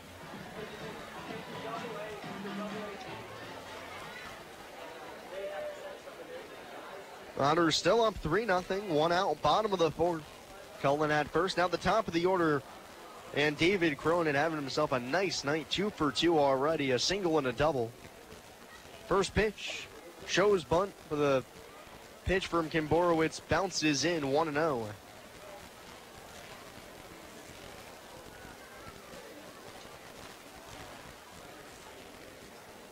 David singled leading off the Otters home half of the first, then doubled off the wall and right. Cullen at first, 1 out, the 1-0. Flown high in the air to right field, not too deep. Right fielder Lavely barely has to move. Just a few steps to his right, puts the squeeze on it for the second out of the inning.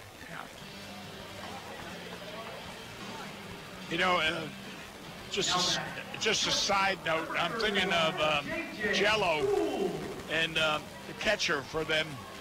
His father, Jello, his father was also a catcher in college. So, they come from a catching family. 2 outs, and here's J.J. Gould. Has struck out twice, but as the first pitch comes home, it's on the outside corner, 0-1. But his last strikeout, thanks to a drop strike 3, resulted in one of the weirdest sequences I've ever seen. Cronin at third gets caught in the rundown, comes around to score after evading a tag. Now 0-1 on Gould. The pitch, cut on and missed. Chased the fastball down low, and it's 0-2. like you said, he swung at a pitch low in the dirt, and of course it was strike 3. First base being unoccupied with 2 outs, he could run, and the catcher decides to throw it to third instead of to first. 0-2 on Gould. Kim Borowitz's pitch. Cullen runs. It's down and away for a ball. Throw into second is going to trickle all the way into center field. Cullen pops up from his slide, advances to third on the throwing error from West. Stolen base number 11 on the year for Hunter, and over to third on the throwing error. You know, Benito Santiago, you remember him, the catcher with the San Diego Padres. We were in spring training in '84, and I was one of the catching coaches. And it was similar to what you had here, where the batter struck out, and all Benito had to do was tag the runner. But no, he threw it to first base, and he came back, and I said, no, just tag him. Me got good arm, me got good arm. Yeah. Later on in the season, he threw over the first baseman's head, and we lost the game. 1-2 pitch. Fouled straight back, nearly hits the on-deck batter, Travis Harrison, but he's able to avoid getting plunked. And I credit J.J. Gould.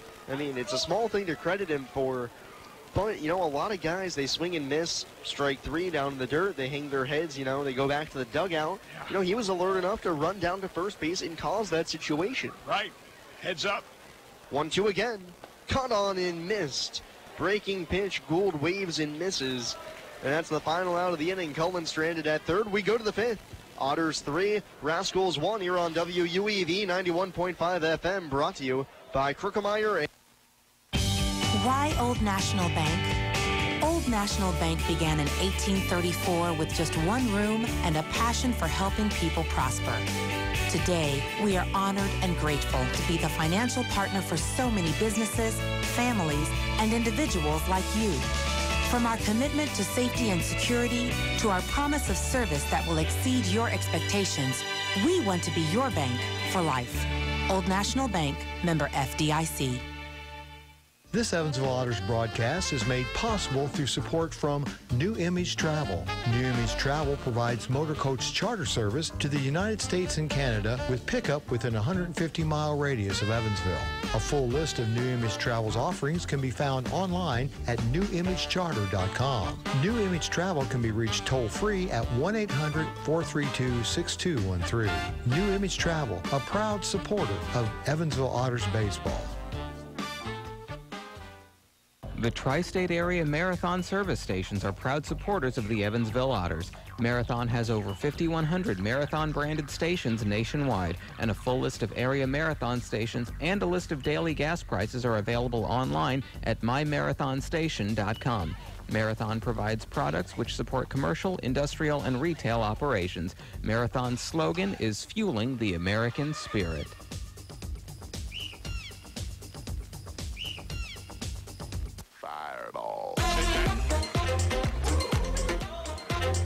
Top half of the 5th inning coming up. It's Evansville 3, River City nothing. Hey, Otters fans, if you come to Bosse Field for an Otters game, bring your Otters ticket stub into Krukemeyer & Kahn for a monthly raffle. Winning ticket gets 50% off any purchase over $1,000 on their fine jewelry. Winner will be drawn on the 1st of each month. Also mention the Evansville Otters digital network at Krukemeyer & Kahn and get 20% off any purchase over $500 or more. Tell them ODN sent you. Tyler Beard, ODN, Otters Digital Network. Oh, okay. I never heard of them before. That's why. That's what we're on. Oh, okay. We are the Otters Digital Network. Oh, okay. Tyler Beardsley back to work. Braxton Martinez leads it off for the Rascals. And Tyler's first pitch slider hangs inside for ball 1. Tyler has now retired 12 straight batters after walking the leadoff man to open the game and allowing a single after that. It is 1-0 to Martinez. Slider bites the outside corner, 1-1. He's got a good breaking pitch today, Tyler does, and I wonder if his father taught him that pitch. Tyler from the first base side of the rubber kicks and throws the 1-1. Fastball runs inside, 2-1. I notice they're throwing that slider, and then they come back with a inside pitch. The 2-1. Strike 2. Fastball clips the outside black, 2-2 on Martinez, who started off a string of 4 straight groundouts to short. Back in the 2nd inning, Martinez, Levy, Lalonde, and Suarez all rounding out to Gould. The 2-2. Line down the left field side, but that's going to be foul into the concourse.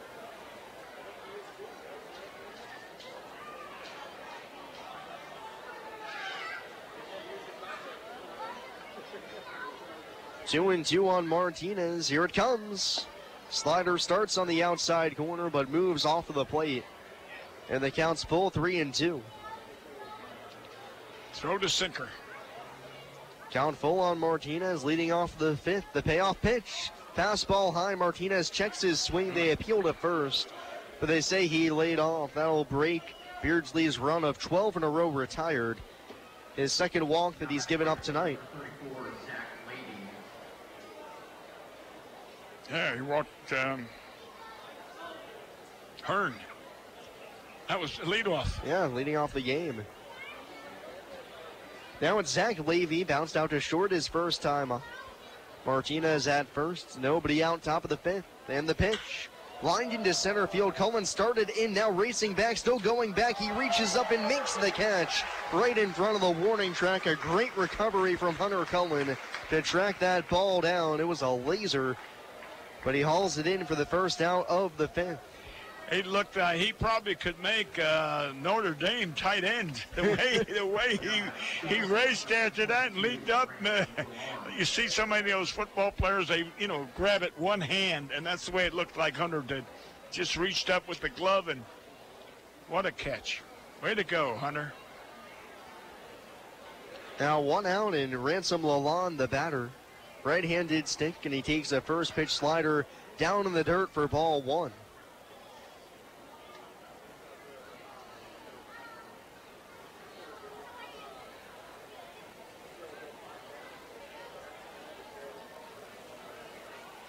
Lalonde grounded to short his first time up.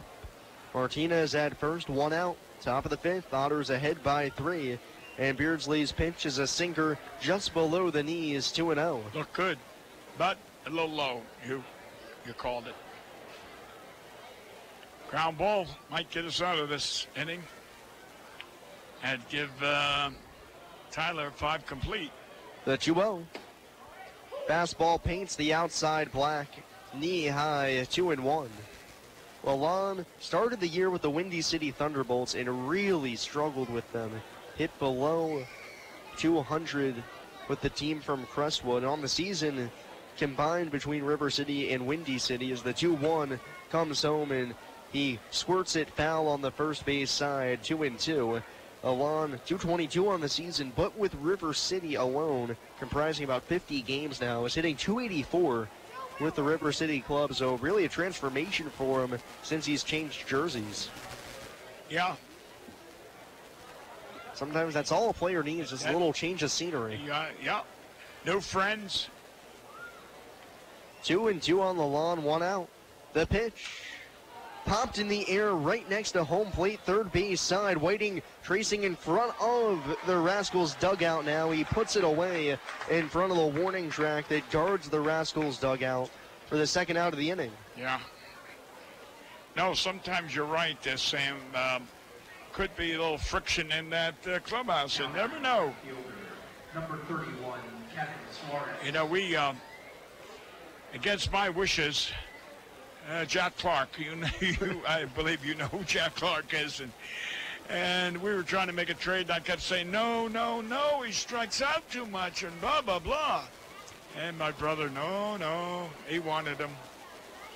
Now Kevin Suarez, the 9-hole hitter, stands in, and he offers at the first pitch, comes up empty for strike one. 2 outs, top of the fifth. Otters 3, Rascals nothing, and Tyler Beardsley working around Braxton Martinez at first, who walks to open the inning. Now Suarez at the plate, grounded out to short his first time up. Watches a slider bounce in, 1 ball and 1 strike. You remember Tony Gwynn? Yes, of course, Tony Gwynn. The franchise for the Padres. Well, there was friction between Quinn and Clark, and, and it didn't melt too well. I'm going to say Tony Gwynn gets the edge on that one. That's right. Suarez swings at the 1-1, line down the right field side. Gardner chasing over, he dives, and he makes the catch. Sprawling onto his belly, he hauls it in, going towards the right field corner for the final out of the inning, robbing extra bases from Kevin Suarez. Halfway home to the bottom of the 5th. It's Evansville 3 and River City nothing here on WUEV 91.5 FM, brought to you by Krookemeyer and Kahn. I just love this place. And I just love that ring. It's gorgeous. Where did he get it? Krookemeyer and Kahn, of course. For the engagement ring that will have everybody talking, look no further than Krookemeyer and Kahn. With incomparable selection, quality, and service, Krookemeyer & Kahn is the only choice for the ring that will last a lifetime. Krookemeyer & Kahn, your lifetime jewelers. So, everybody's talking about the ring. It's pretty great, huh? Pretty great. It's amazing. You gotta tell me, man. Where'd you get it? Krookemeyer and Kahn, of course. For the engagement ring that will have everybody talking, look no further than Krookemeyer & Kahn. With incomparable selection, quality, and service, Krookemeyer & Kahn is the only choice for the ring that will last a lifetime. Krookemeyer & Kahn, your lifetime jewelers. So let's see it. I absolutely love it. He did a fabulous job picking it out. I couldn't be happier. Well, I had a lot of help. I bet I know where it came from. Krookemeyer and Kahn, of course. For the engagement ring that will have everybody talking, look no further than Krookemeyer & Kahn. With incomparable selection, quality, and service, Krookemeyer & Kahn is the only choice for the ring that will last a lifetime. Krookemeyer & Kahn, your lifetime jewelers.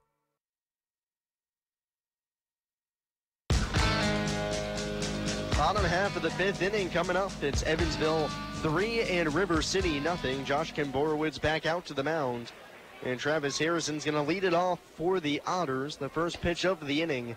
This is down and away for ball 1. In between the innings, Sam and I had a little conversation here about hi-fi, and I didn't understand it. Wi-Fi. Wi-Fi. I didn't understand it. He gave me a lecture.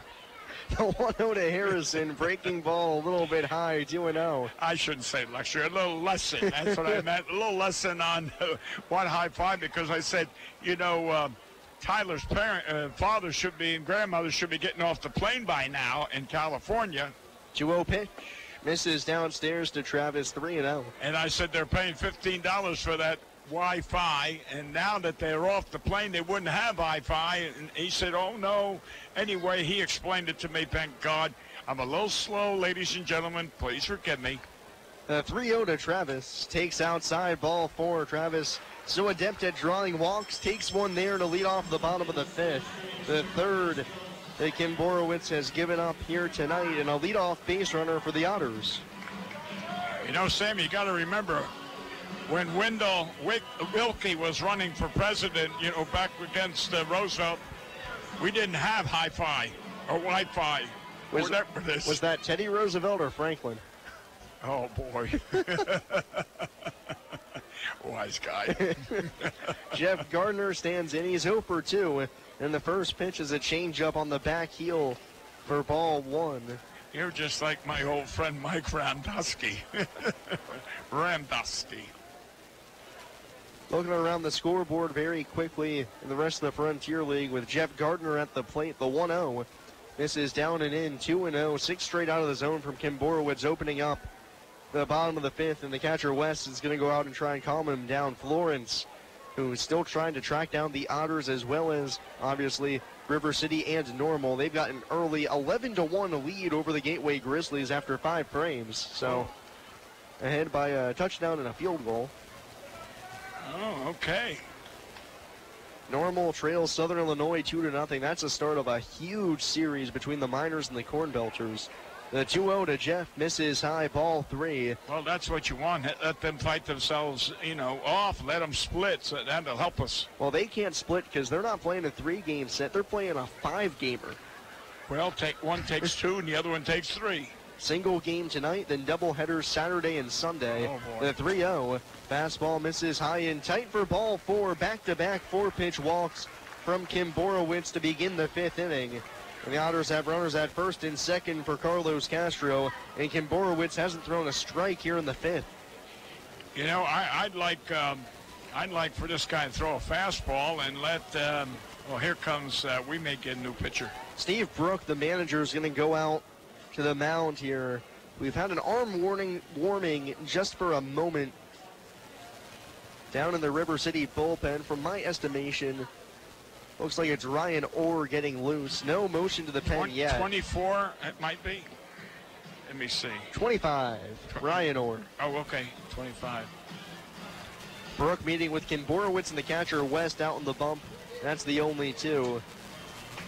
And at this point of the season, every team battling the war of attrition that happens on your bullpen arms. You don't want to dip into your pen too early in a series where then, you know, later down game 2, game 3, you end up not having anybody left. Yeah, he's coming in, new pitcher. And that is going to be all for Kim Borowitz. They discuss on the mound, and Josh hands the ball off to Steve Brook. And that's going to be the end of the line for him. He goes 4+ innings, giving up 3 runs, but responsible for 2 aboard. We'll take a break and be back with a new pitcher on the mound for the Rascals. You're listening to Evansville Otters baseball here on WUEV 91.5 FM, brought to you by Krukemeyer and Kahn. SRG Global, a Guardian company, would like to wish the Evansville Otters the best of luck in today's contest. Founded in 1932, SRG Global is one of the world's largest manufacturers of chrome-plated plastic parts for the automotive, commercial truck, and household appliance industry. Located locally at 601 North Congress Avenue in Evansville, SRG Global can be found online at srgglobal.com. They can also be reached in Evansville by phone at 812-477-6151. The Tin Fish Restaurant, located at 300 West Jennings Street in Newburgh, Indiana, is a proud supporter of Evansville Otters baseball. Independently owned and operated, the Tin Fish menu features salads and sandwiches, as well as seafood platters and combos, and seafood burritos, tacos, and burgers. The Tin Fish Restaurant is open 7 days a week from 11 a.m. to 8 p.m. It can be reached by phone at 812-490-7000. The Tin Fish Restaurant. Injuries are inevitable. It doesn't matter if you're playing baseball, walking the dog, or falling from a ladder. Injuries happen. When they do, Tri-State Orthopedics offers treatment for sprains, strains, and fractures by medical specialists. Tri-State Orthopedics is located at 225 Cross Lake Drive in Evansville, just north of the Lloyd and I-164. Tri-State Orthopedics can be reached by phone at 812-477-1558. Its urgent care line is 812-474-OUCH. Tri-State Orthopedics, a proud supporter of Evansville Otters baseball. Hi, this is Zane Clodfelter of the Evansville Otters, and you're listening to WUEV Sports on 91.5 FM.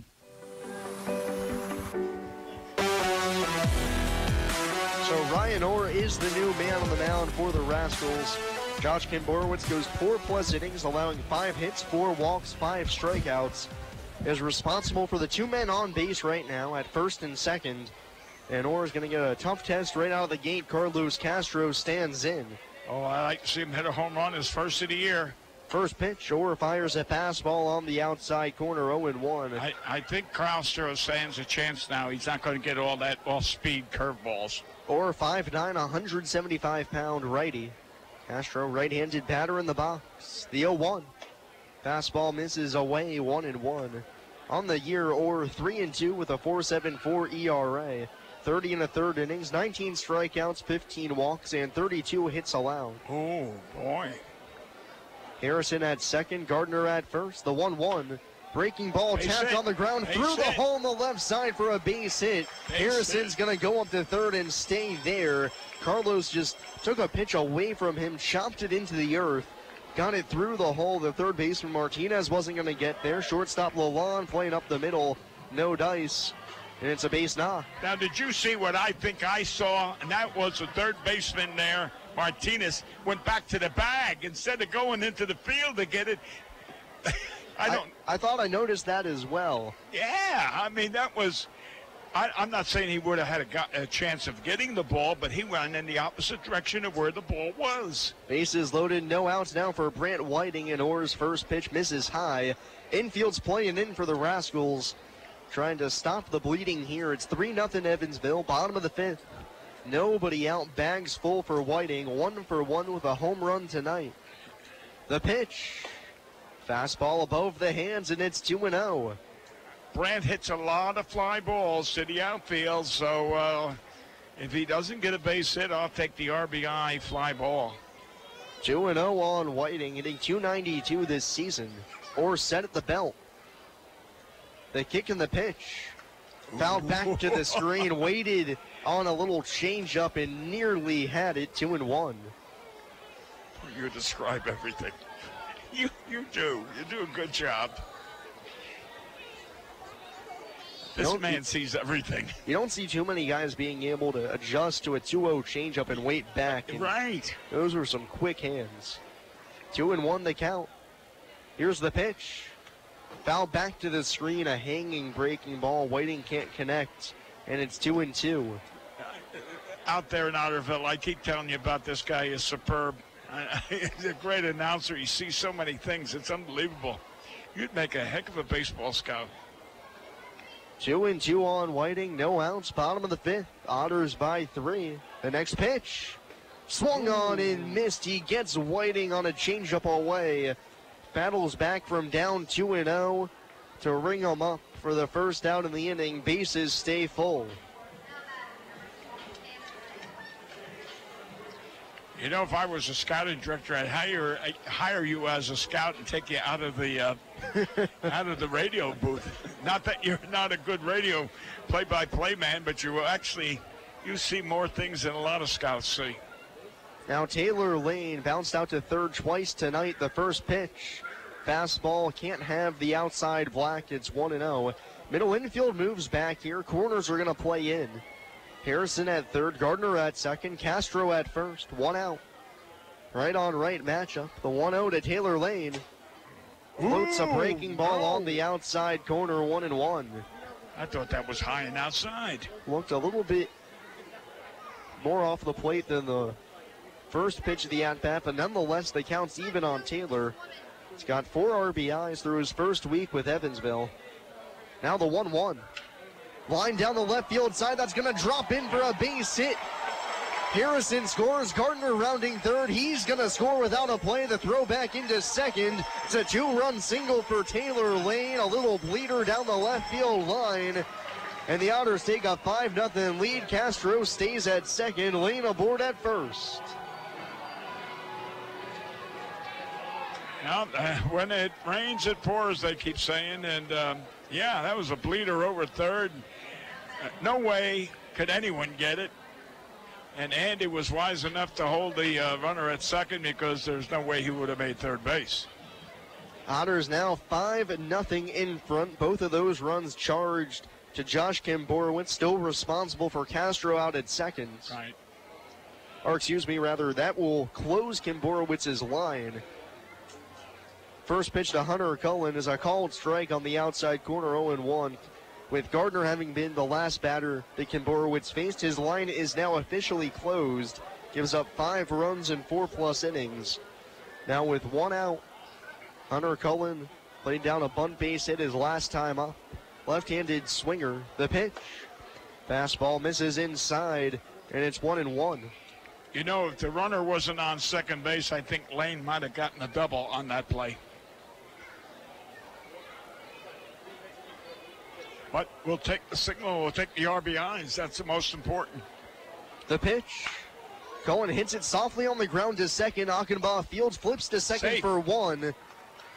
And they'll hold on to the ball there along with a fake throw to first. See if he could draw Castro off the bag at third. But no dice, just the fielder's choice. Cullen safe at first, Castro up to third. And now with 2 outs, in steps Taylor Hilson. You know, I haven't seen it in a long, long time, but on that particular play, you just said the faking the runner on third. So many times on that double play like that, that you knew the runner was safe at first. The second baseman comes and throws it to third because the runner generally does leave the bag, and you got him. And we've seen twice this year. Once it was Mike Rizzatello, once it was J.J. Gould. On attempted double plays, they were runners at second to start the plays. The first pitch comes home to Hilson, chops it fair just over the third base bag. Third baseman Martinez fields and throws to first a long ways to get Hilson for the final out of the inning. And we'll go to the 6th. Yeah, finish that story. And both Rizzatello and Gould were able to score from second on those plays. Oh, okay. As opposed to being thrown out. But anyways, the inning is over. Okay. And we'll go to the sixth. It's Evansville 5 and River City nothing here on WUEV 91.5 FM, brought to you by Krookemeyer and Kahn. The Pizza Brick Road always goes to Tyroni's. I'm in the mood for pizza and I'm ready to go. The Pizza Brick Road goes to Tyroni's. So follow me down the Pizza Brick Road. Road down to Tyroni's. The Pizza Brick Road. The Pizza Brick Road always goes to Tyroni's.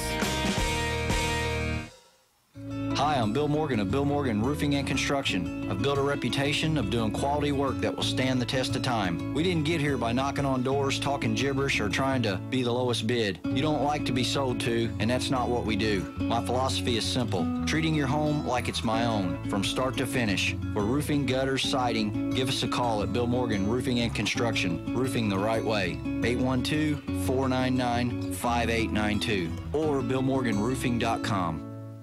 No matter how large or small your digging project may be, no matter how urban or rural, you must always call 811 before any digging project. 811 is our national one-call number, alerting your local utility companies to come out and mark any lines they have near your dig site. So before you do this or this, make sure you do this. For digging projects big or small, make the call to 811. Brought to you by Indiana 811. Through 5 complete frames, it's Evansville 5 and River City nothing. Tyler Beardsley spinning a gem early on. And we'll go to the 6th inning now. Top of the order due up for the Rascals. J.D. Hearn, Trevor Achenbaugh, and Clint Freeman. So a test here for Tyler, who's been able to limit the base runners. Just 1 hit allowed. He's walked 2 batters, and that's it. Hearn, one of those men that he walked, that was to lead off the game. Now Beardsley's first pitch of the 6th. Fastball misses just a touch high for ball 1. He has done a yeoman's job out there so far. Let's hope he continues. Beardsley lines and fires the 1-0. Misses upstairs, 2-0 on Hearn. Right-handed batter, as I mentioned, walked his first time up, then flew out to right. Give a lot of credit to Tyler. We're going into the 6th now, which is where he hit some trouble against Florence. The 2-0 to Hearn. Fastball right down the middle, 2-1, but in that game he was trying to protect a 3-1 lead. Now here, 5-0, the advantage for the Otters. But, you know, Tyler coming off of 2 relatively rough starts. 4 1/3, 9 runs, 5 1/3, 5 runs. And the pitch to Hearn is lined in the air to center field. Cullen gets turned around, still racing back. He jumps, and he can't bring it in. It's going to roll all the way to the center field fence. Hearn scampers into second and stays there on what I assume is going to end up being a double. Hunter got turned around a little bit on the line drive. Can't get back there in time, and it's a leadoff 2-base hit for J.D. Hearn. But you know, you have described a couple on Hunter right now. He did his first steps that were in, and then he realized, and he's done that several times already. And last time he made a heck of a catch over his head, which we said was a Notre Dame catch, but this one here, he leaped up and couldn't catch it. First extra base hit of the game for the Rascals, just their 2nd hit overall. The man with the only other hit, Trevor Achenbaugh, stands in now, 1 for 2. Runner at second, nobody out. And the first pitch, Beardsley misses down low for ball 1. You know, I'm beginning to wonder, maybe that's why Jeff keeps running over in the center field. Tyler from the stretch comes ready. His pitch. Throws a slider over the inside half, bell tie, 1-1. Yeah, one of the things we never realize is our eyesight. We never want to omit. The 1-1 pitch, swung on and missed. Achenbaugh to chase a bad one in the dirt, well off the outside corner, and it's 1-2. You know, that's one of the things the Padres used to do when I was with them, is before spring training, everyone had to have their eyes checked. They had their heart checked and their eyes checked, others as well, but the eyes are very important. Runner at second, nobody out. The 1-2 pitch, fought off the hands, popped up out of play right side. Count stays at 1-2. Nobody out top of the sixth. Otters ahead 5-0. But River City with a leadoff double here in the sixth inning. Nobody out, and Trevor Achenbaugh at the plate battling against Beardsley. Tyler with 4 punch-outs in the game, looking to make it 5. His next pitch lines down the right field side. That's going to slice out of play. Still 1-2. Well, if you notice, he was leaning, going after that breaking pitch. He's leaning across that plate, so I wouldn't be surprised if Whiting calls for a pitch inside. Whiting sets up away. The 1-2 again. Swung on and missed. Went with the slider. Achenbaugh reaches.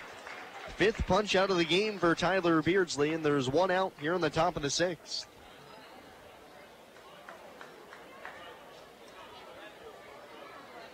Well, whether he threw inside or outside, he got the strikeout.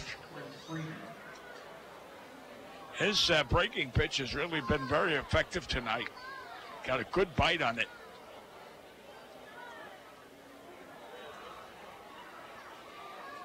Now Clint Freeman, the batter, swings at the first pitch, hits it right back to Beardsley on the mound. Gloves looks the runner back to second, then throws out Freeman at first for the second out of the inning. Great job from Beardsley, not only to field his position well, but to look the runner back, see if he had a play there, because he knew he had all kinds of time to throw Freeman out at first. Right.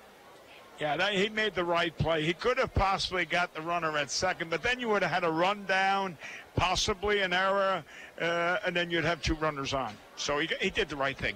He got the sure out.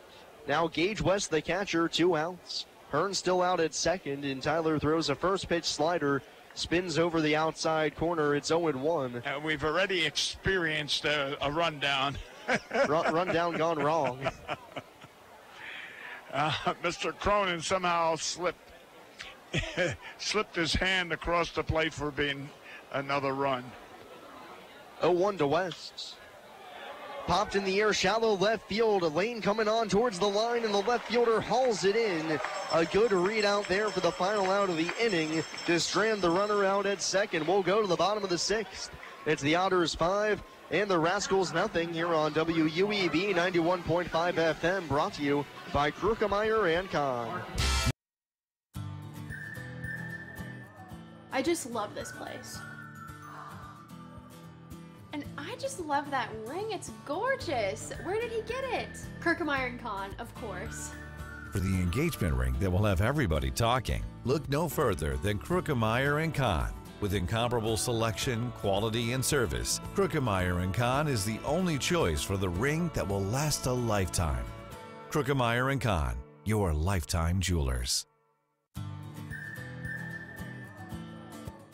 So, everybody's talking about the ring. It's pretty great, huh? Pretty great. It's amazing. You gotta tell me, man. Where'd you get it? Krukemeyer and Kahn, of course. For the engagement ring that will have everybody talking, look no further than Krukemeyer & Kahn. With incomparable selection, quality, and service, Krukemeyer & Kahn is the only choice for the ring that will last a lifetime. Krukemeyer & Kahn, your lifetime jewelers. So let's see it. I absolutely love it. He did a fabulous job picking it out. I couldn't be happier. Well, I had a lot of help. I bet I know where it came from. Krukemeyer and Kahn, of course. For the engagement ring that will have everybody talking, look no further than Krukemeyer & Kahn. With incomparable selection, quality, and service, Krukemeyer & Kahn is the only choice for the ring that will last a lifetime. Krukemeyer & Kahn, your lifetime jewelers.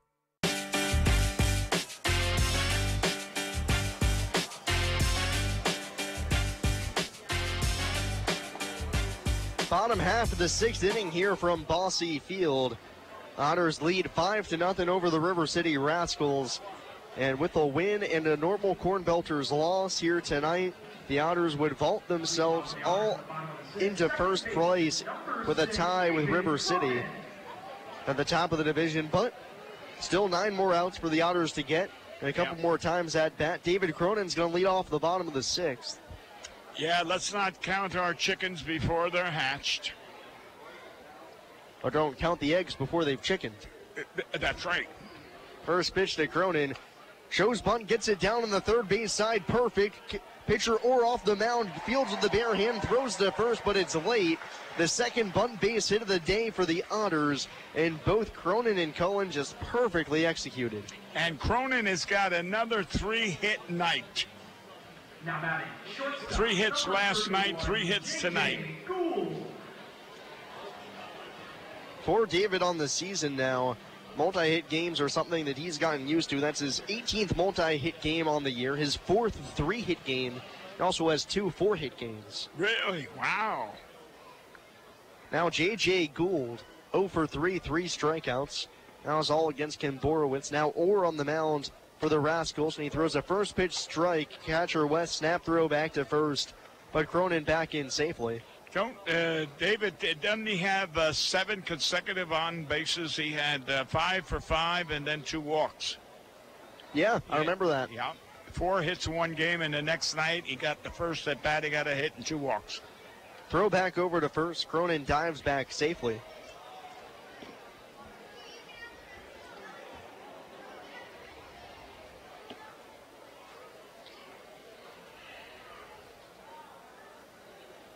Oh, and 1 on Gould. Here it comes.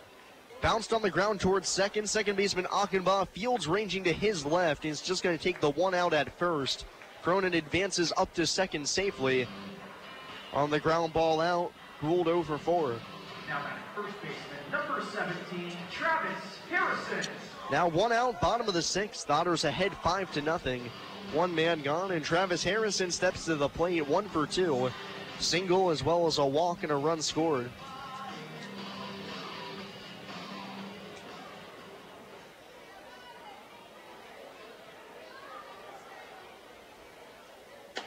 And he swings and misses at the first pitch, comes up empty from Orr, 0-1.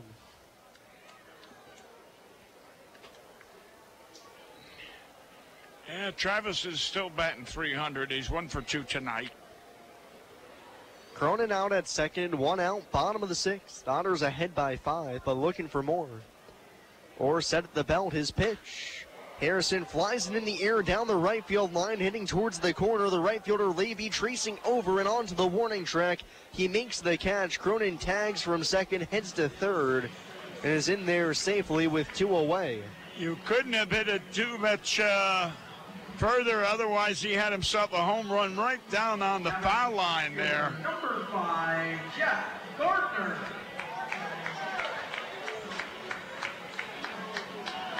Now, Mr. Gardner, now, if he gets that RBI, what is... It's at 58 on the year. Yeah. 2 outs, bottom half of the 6th. Orr from the full windup. His pitch to Gardner misses down low for ball 1. We have seen Jeff make so many beautiful plays lately. And I mean, the last one in right field, it's unbelievable the catches he's making. The pitch. Strokes high in the air to deep right field. Levy going back at the track in front of the wall. He puts it away for the final out of the inning. Gardner just can't get enough of it, and the inning is over. But we'll go to the 7th. Otters still up by 5 here on WUEV 91. The Tri-State Area Marathon service stations are proud supporters of the Evansville Otters. Marathon has over 5,100 Marathon-branded stations nationwide, and a full list of area Marathon stations and a list of daily gas prices are available online at myMarathonStation.com.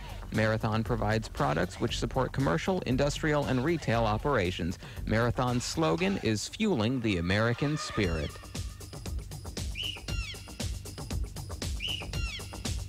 The International Brotherhood of Electrical Workers, Local Chapter 16, would like to take time to say, Go Otters! The IBEW Local 16's jurisdiction includes 13 counties in southwestern Indiana, as well as Wabash County in Illinois. Its members are divided into several categories of electrical work, including inside construction, maintenance electric, residential wiring, and sign classifications. More information on IBEW Local 16 can be found online at IBEW16.net.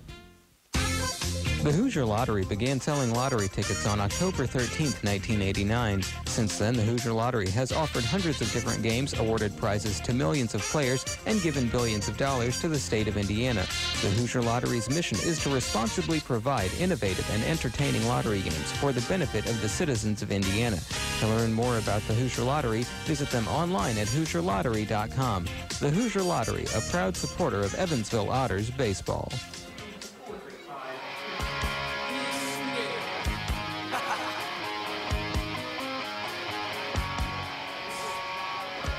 Top half of the 7th inning coming up. Tyler Beardsley's thrown 6 strong innings.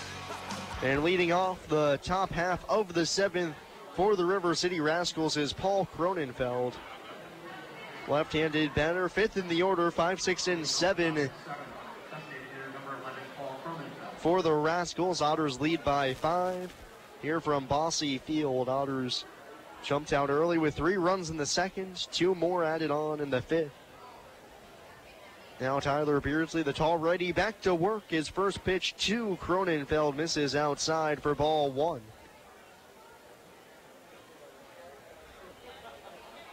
Cronenfeld 0 for 2 here this evening. So the 1-0 comes home and it's able to just touch the outside black 1-1. Coming into this game, Cronenfeld over his past 10, hitting .462, 6 home runs. He's been tearing the cover off the ball. And the 1-1, Beardsley runs the 2-seamer from off the inside corner onto the edge, and it's a ball and 2 strikes. How many pitches has Tyler thrown so far? That there for Beardsley was number 89 on the night as the 1-2, and pitch number 90 misses down and away for ball 2. So we're in the 7th inning and 90 pitches. Probably go 8 innings. The 2-2 pitch. Flown in the air to left field. Taylor Lane takes a few steps back, now comes in a few more, and is able to put it away with relative ease for the first out of the inning.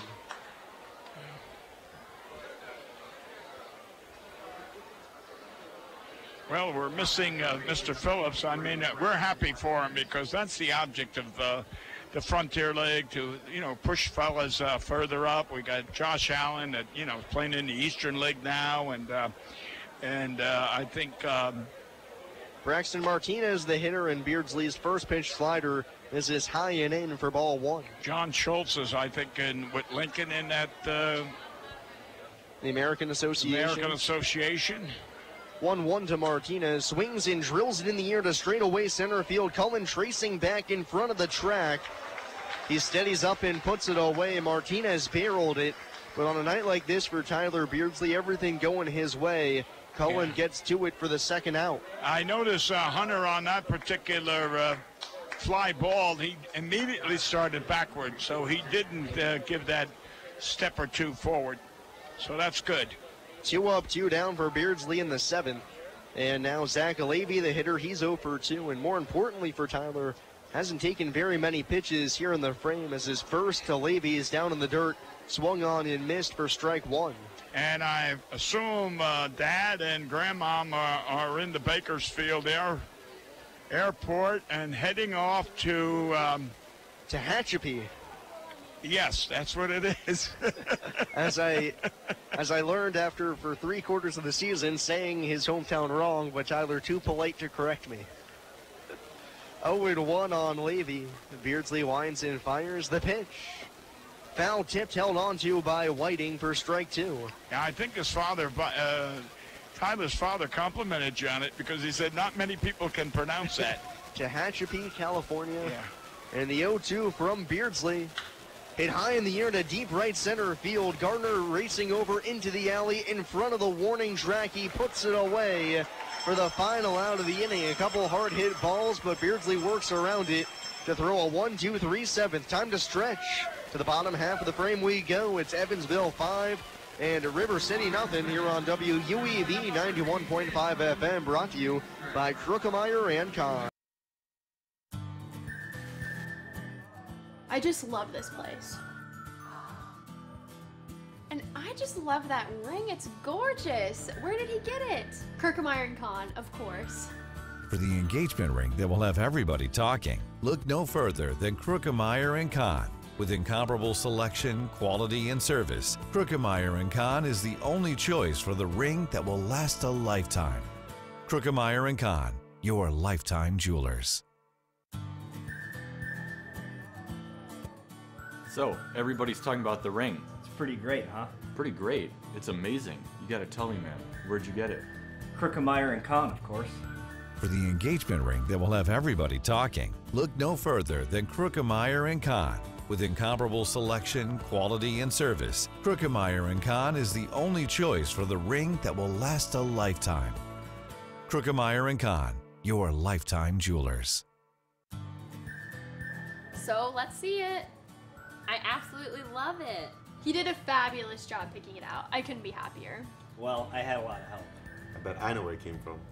Krukemeyer & Kahn, of course. For the engagement ring that will have everybody talking, look no further than Krukemeyer & Kahn. With incomparable selection, quality, and service, Krukemeyer & Kahn is the only choice for the ring that will last a lifetime. Krukemeyer & Kahn, your lifetime jewelers.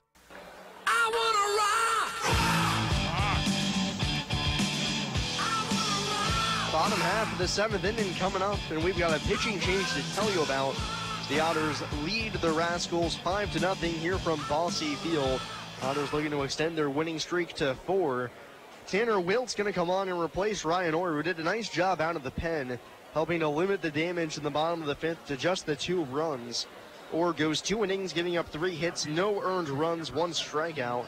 And on in his stead is Tanner Wilt, 6'1", 200-pound righty out of LaRoche College.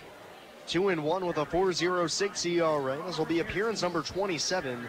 31 innings, 25 strikeouts, 16 walks, and 24 hits allowed. And he's got 5, 6, and 7 in the order, 2 up for the Otters. Castro, Whiting, and Lane here in the bottom of the 7th. Boys, it's been a all-around nice night for the Otters. The start of the final home series of the season, at least in the regular season, that is. Yeah, look, I'm hoping that when you depart Sunday that you come back. I mean, I'm going to hope we come back. Well, I know you'll be back, but I mean back up here in the press box. That's what I'm saying. I know you'll be back because you got your bags to pack, but no, I'm hoping you're back up here in the press room. Well, the Otters riding a 3-game winning streak now, trying to make it 4, and Carlos Castro leads off the bottom of the 7th. I'd like to see you get one of those championship rings. Oh, I wouldn't be too mad about that.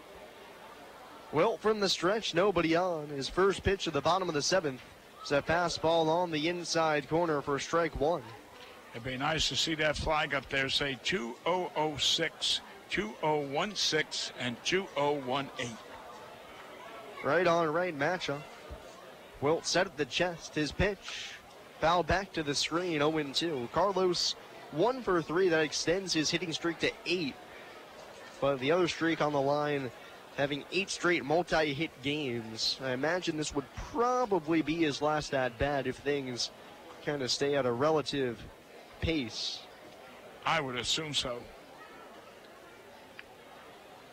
0-2 pitch. Chopped on the ground out to short. Shortstop Lawan charges, fields on the grass, and throws to first to get Castro for the first out of the inning. Boy, I thought he was going to go flying. Nearly went head over heels. That's what I mean. He lost his balance. He took that. We were talking about that leaping on the bag, and you're going to break an ankle or something. He lost his balance, and he looked like he was just came out of Joe's bar.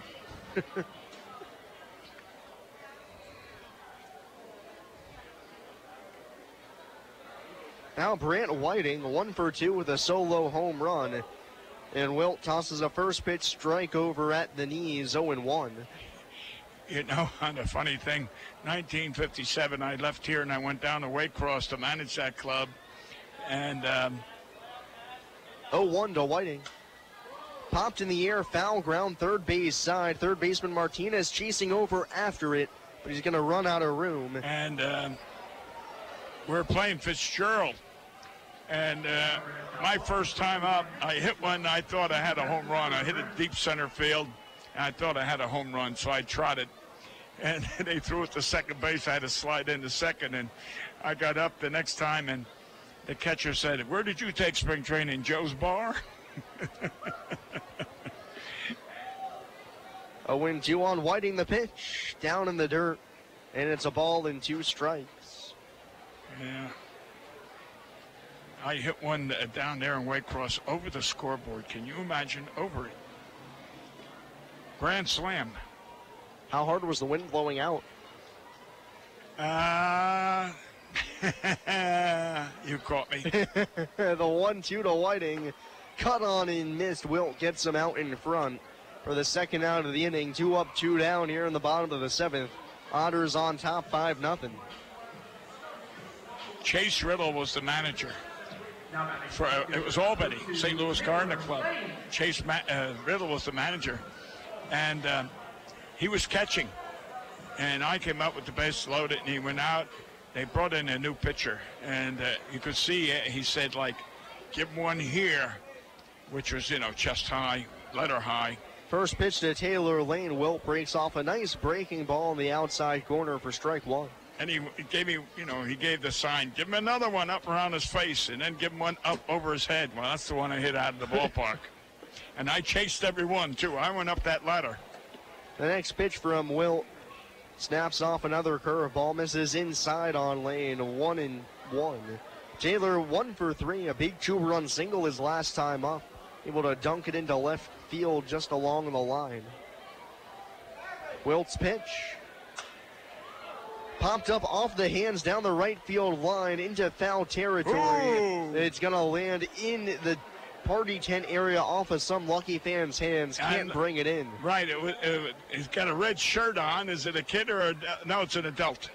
There it is there. Yeah, that's going to go down as an error. Yeah. He's got some kind of a red shirt and some kind of a sign on it, on the shirt, so give him an error. 1-2 on Lane.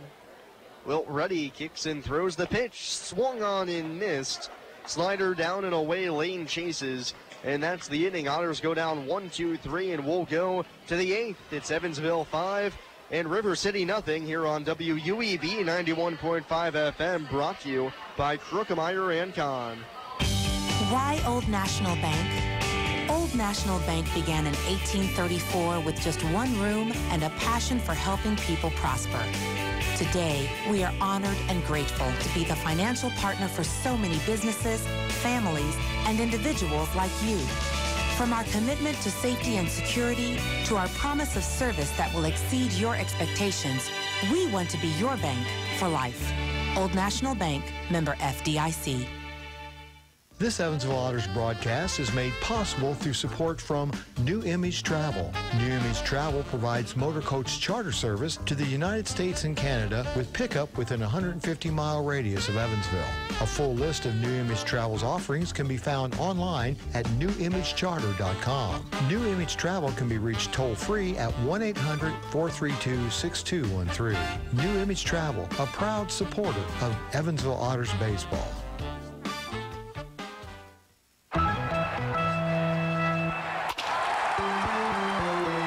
Hi, this is Joe Townsend from JMT Restoration. We are proud to be a sponsor of the 2016 Frontier Champion Evansville Otters. If you ever have a mold or water restoration issue in your home or business, give us a call at 812-205-5384. JMT Restoration Service, where professional work meets affordable pricing. Remember, go Otters!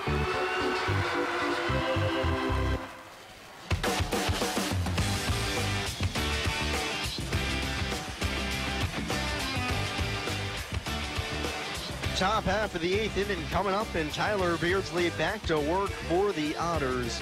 He's thrown 7 shutout frames. It's Evansville 5 and River City nothing. And 2 up for the Rascals here in the top of the 8th. 8-9-1. Ransom Lalonde, Kevin Suarez, and then the top of the order, J.D. Hearn. I have a question, Sam. Going back and showing my ignorance as far as electronics is concerned. Beardsley's first pitch to Lalonde, fouled straight back to the screen for strike 1. We know Tyler's mother is home in California at Tehachapi. Tehachapi, and she's watching it or whatever on the computer. 0-1, Lalonde swings and skies it in the air to shallow left field. Gould, the shortstop, going out. He's underneath of it. Shuffles his feet a step to his left and puts the squeeze on it for the first out of the inning.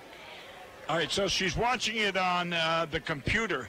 Now, you can't make a copy of that, can you, or save that? Well, it stays on the internet forever, so you can go back and watch it if you want. Oh, that's what I mean. Yes. Oh, okay. Yeah. So her Tyler's father and grandmother, so when they get off the plane and get there, they actually could see it better on the computer. Yep. Okay, They thank can go you. back and rewatch it if they want. That's what I mean. So, ladies and gentlemen, I hope you learned something from my partner, because I did. My mother told me I should have went to school, but I never listened. Now 1 out, Kevin Suarez stepping into the plate. Beardsley's retired the past 5 hitters in a row, all on fly ball outs. And the first pitch to Suarez is hit high in the air to straightaway center field, pretty deep. Cullen racing back, but he's got a read on it, and in front of the warning track, he's able to make the catch. Make that now 6 outs in a row for Beardsley on fly ball outs. A little peculiar for him, but more importantly, he's now retired 8 in a row overall, and there's 2 outs here in the 8th, and Beardsley looking sharp here in the late going. You know, that is 3 fly balls that were about 395 feet at dead center. Beardsley now at 99 pitches. Number 100 coming home to J.D. Hearn, who chops it on the ground to Hilson at third. Fields on the backhand, sets his feet, and throws across the diamond to get J.D. Hearn to end the inning. 1, 2, 3 for Tyler Beardsley. He's set down to 9 men in a row, and we'll go to the bottom of the 8th.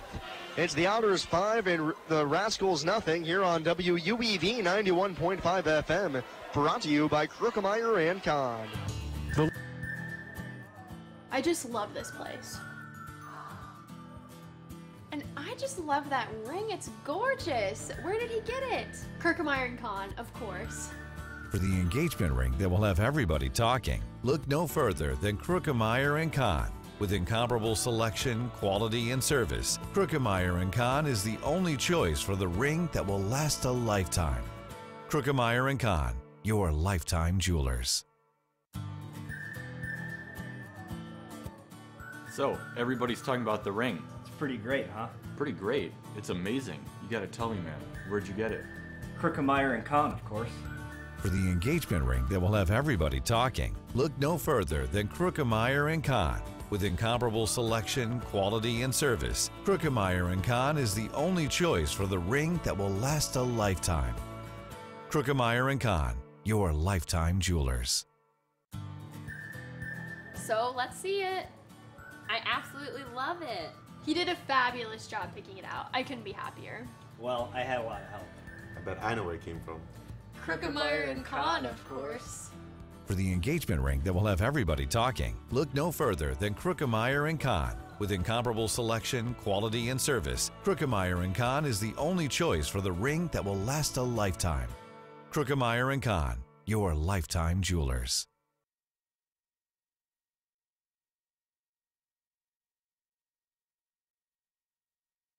The Otters fans, whether you're searching for an exquisite diamond engagement ring, diamond anniversary band, dazzling earrings, or a gorgeous diamond bracelet, Krukemeyer & Kahn is the place for extraordinary value and a pleasurable experience. Krukemeyer & Kahn, a supporter of Evansville Otters baseball. New arm to tell you about for the Rascals. The Otters come up for their last hacks here in the bottom of the 8th inning. Chad Gendron's going to come on here and pitch the bottom of the 8th. After replacing Tanner Wild, who faced 3 batters, retired all 3. Gendron making his 29th appearance on the season. 5'10", 180-pound righty, 0-3 with a 5.46 ERA. I'm going to change the subject. How many pitches is Tyler thrown? He's at 100. Okay, no one's warming up, so he may be going to 9th. I would assume he's going to the 9th. Okay, I just wanted to make sure. I wanted to make sure. He deserves to go to 9th, I'll tell you that.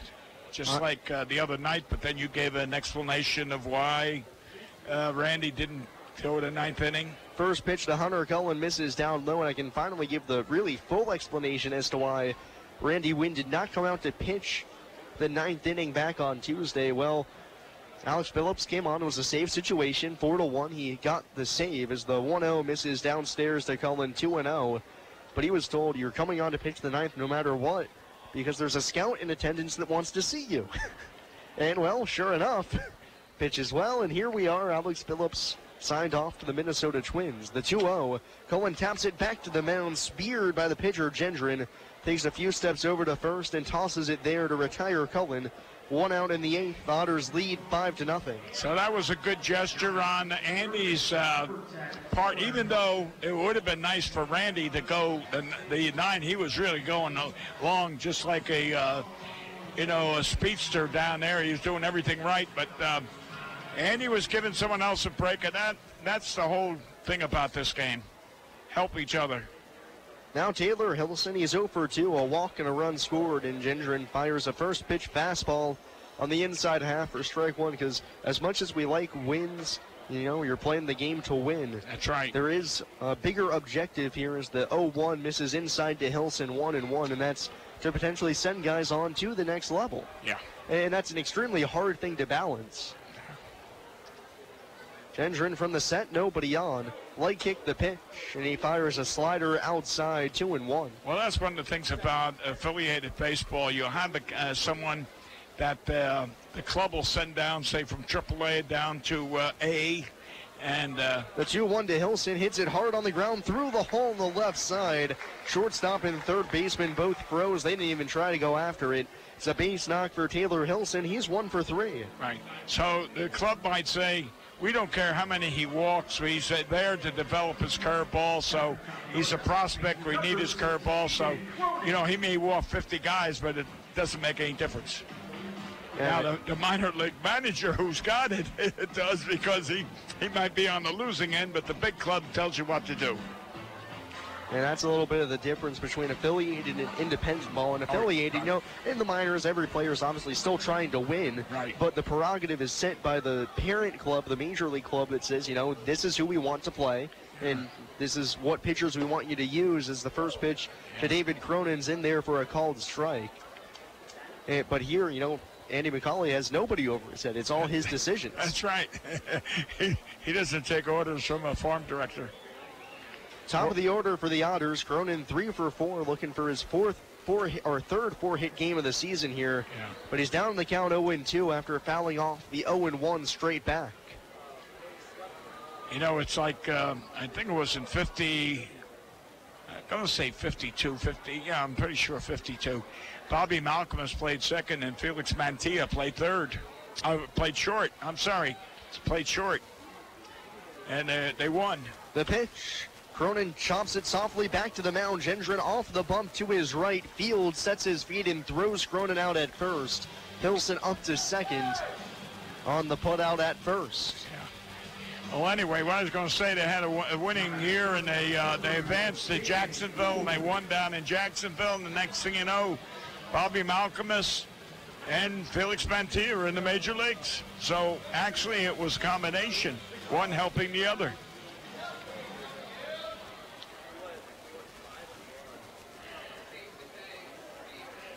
Bobby Malcolmus still lives in Union, New Jersey, and Felix Mantilla is in Milwaukee. They're both alive. Yeah, that's always good. Well, they're friends of mine. I keep in touch. 2 outs. Hilson at second. Otters ahead 5-0. And J.J. Gould, the batter. First pitch slider down in the dirt. Great block by West, scampering to his right. Saving a wild pitch, ball 1. That's one of the things about the Braves. When I played, we were the old Boston Braves, then Milwaukee Braves, and it kind of was a knit family all throughout the minor leagues. I mean, here today, 60-some years, we still stay in touch. Fun fact about the Milwaukee Braves, while they were in Milwaukee, and this is really sad, considering they left after 13-odd years or so, 1-0 on Gould. Here's the pitch. Swung on and missed. And the count's even at 1. In their 13-odd years in Milwaukee or so, they never had a losing season. Is that right? Yep. Oh, I didn't know that. The Milwaukee Ball Club that had a lot of success there, but unfortunately could not drive attendance enough until eventually relocating. Yeah. Well, that was because the 1-1. Gould fouls it straight back to the screen, 1-2. They protested to get a new stadium, and they couldn't do it. And then Bud Selick, who owned the club later, they passed some kind of a bonding, and of course now they got that new stadium. But I love the old county stadium. Anyway, let's hope that JJ don't get the sombrero. 1-2 on Gould. He's 0 for 4, 3 strikeouts. The 1-2 misses just down and in, 2-2. So the Milwaukee Braves, they immediately relocated to Atlanta? Yes. Okay, because the timeline of organizations, once you get into the 60s or 70s, that many franchises popping up, closing up shop pretty quickly, can get kind of confusing on whose origin is which. Right. 2-2 to Gould. Curveball hangs high and in, and that got him on the shoulder. Can't duck out of the way. JJ hit by the pitch, and that's going to put runners at first and second with 2 men out for Travis Harrison. I think the first change was the St. Louis Browns became the Baltimore Orioles. And then the Philadelphia A's became the Kansas City A's. And didn't the Cleveland Spiders? I never heard of them. Okay, they were around the turn of the century, 1900. Oh, well, I wasn't born then. I wasn't playing. Not quite yet. No. But I think the Browns were the first ones. Owen Friend played short. He was a friend of mine. And Washington Senators to the Minnesota Twins. Right. Now Harrison, the batter, in the first pitch from Gendron misses high for ball 1. Travis, another fine evening, 1 for 3, a single, a walk, a run scored. Batting here, it's 5-0 Otters, bottom of the 8th. 2 men gone, and 2 men on at first and second. The pitch. This is down and away off of the glove of the catcher, West, but he picks it up quickly to his right. Runners stay put. And of course, the Seattle Pilots there for 1 season before relocating to Milwaukee. Right. And then eventually Seattle gets another team later in that timeline, becoming the Mariners.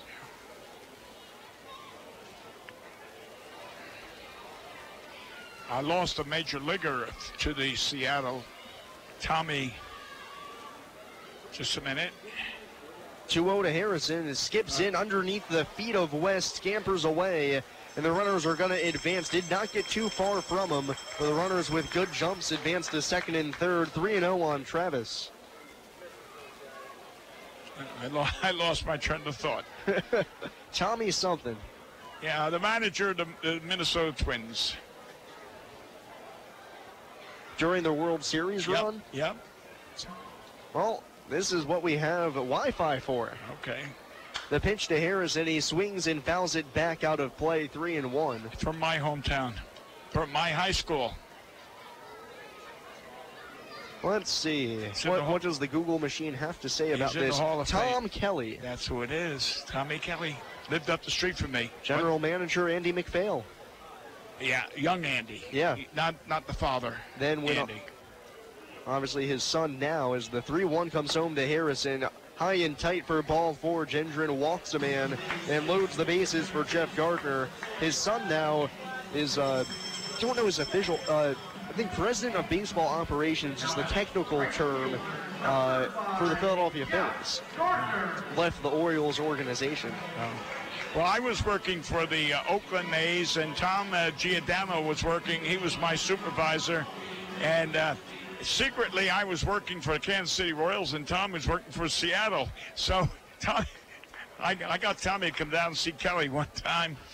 And first pitch to Jeff Gardner misses downstairs for ball 1. So we were at the draft in New York, and I said to Lou Gorman, get him, even though I wasn't at the table because I wasn't officially with them yet. And Seattle drafts him, and oh my God, he later comes on to play in the major leagues, and then a manager. I think he won 2 or 3 World Series. Yep, won 2 World Series, 1987, 1991, as Gardner takes the 1-0 high, 2-0. 2 outs, bottom of the 8th. Otters 5, Rascals nothing. The bases are juiced for Jeff Gardner, who with a hit could really blow this game open. Tyler Beardsley has thrown 8 shutout frames, so come back out for the 9th. Gardner 0 for 3 this evening. The 2-0 from Gendron. Called strike 1 outside corner. Gendron gets one back.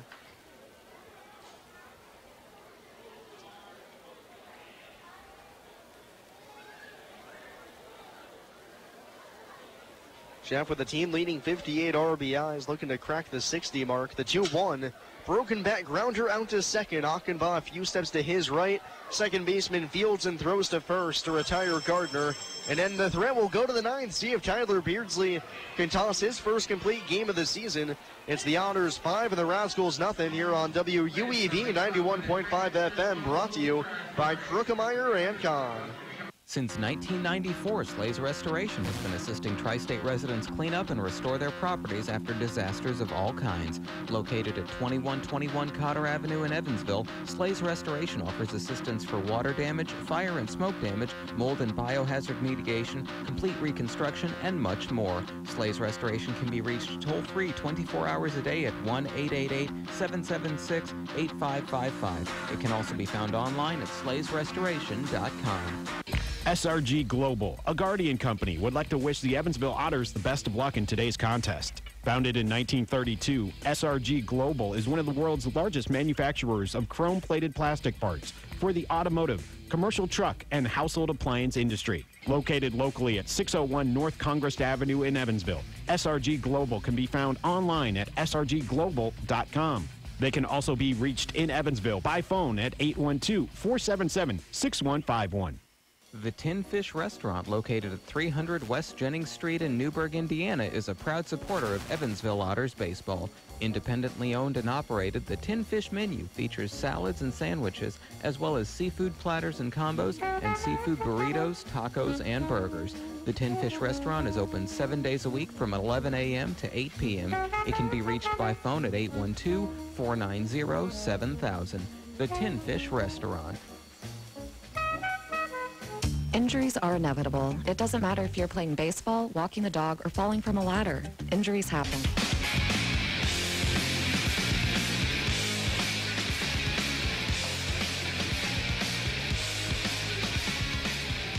Top half of the ninth inning coming up.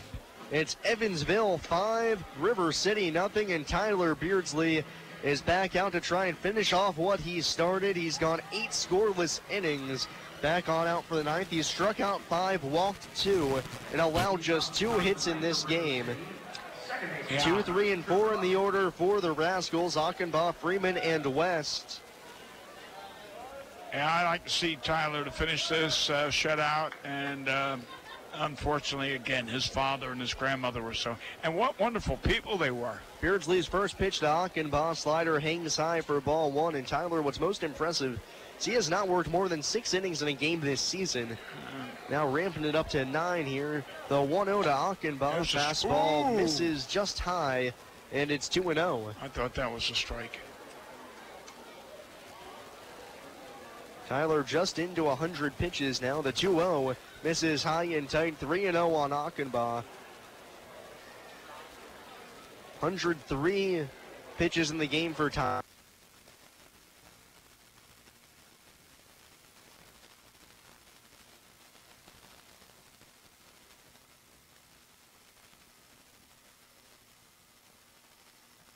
Count. The 3-1 misses way high, and that's ball 4. That snaps Tyler's string of 9 in a row set down. The 3rd walk that he's given up.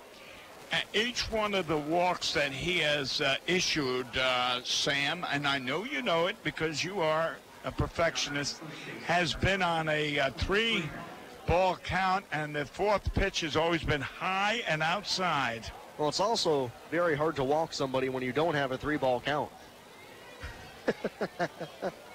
Oh, boy. Runner at first, and the first pitch to Clint Freeman's called strike 1 on the outside corner, 0-1. Mom, I know you told me to go to school.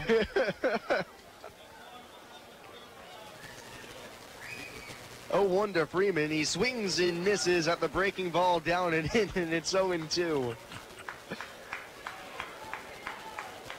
I never miss an opportunity. I know. You'll hear from my attorney. 0-2 pitch. Chopped foul the plate right off of Freeman's leg. Still 0-2. Freeman 0 for 3. 2 strikeouts and a tapper back to the mound. Tyler would love a double play ball to really settle things down as Matt Chavarria has started to loosen up in the Otters bullpen. Yeah. That'd be great if we get the double play, ground ball, double play. The last one, as you said, he hit back to the pitcher. That was a sharp one. Remember, it was, and you described it so coolly. 0-2 pitch, swung on and missed. Beardsley goes with the high fastball. Freeman swings through it.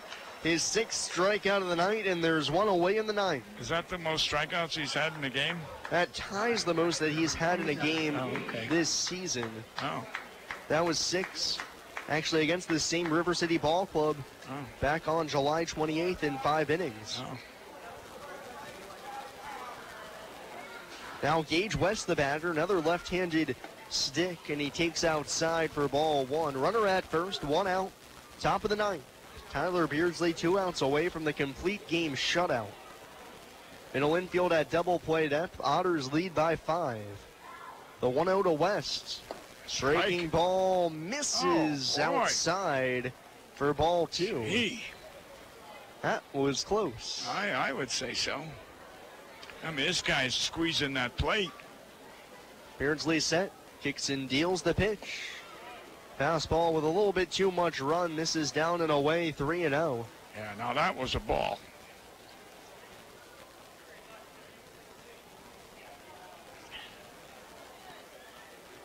Three 3-0 on West. He's 0 for 3 tonight. Strikeout and 2 flyouts. The pitch. Two-seamer misses outside, and that's ball 4. 2 walks in the inning for Beardsley. Is Max going to come out or no?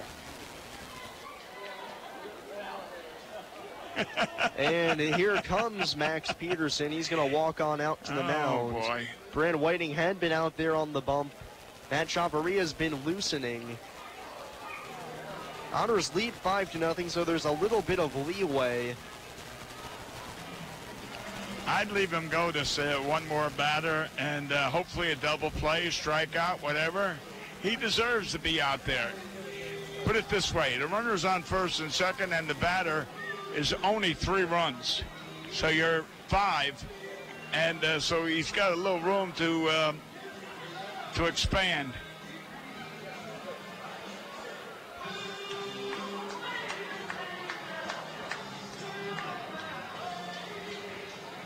This guy struck out once, but he's flown out to left and to second or short.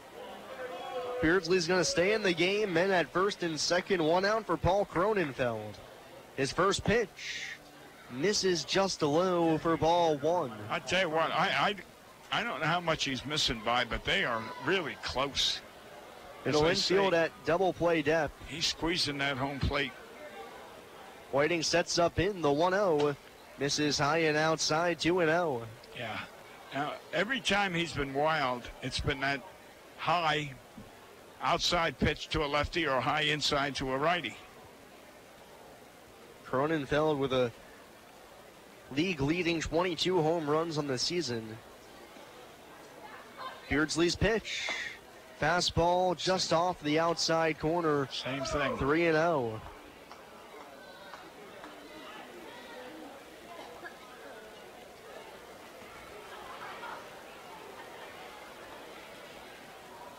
The pitch. Same way. This is high and outside for ball 4, and I imagine that's going to be all for Tyler Beardsley. That's it. But at the same token, all of that walk, those 3 walks this inning have been outside to left-hand batters, and that's where a catcher, Whiting, should have been moving over to adjust. If the pitcher can't throw to a certain area, then the catcher moves over.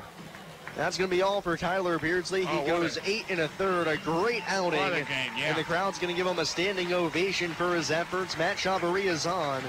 We've got a pitching change in the 9th. Otters lead by 5. Be back in a sec here on WUEV 91.5 FM. Brought to you by Krukemeyer and Kahn. The Pizza Brick Road always goes to Tyroni's. I'm in the mood for pizza and I'm ready to go.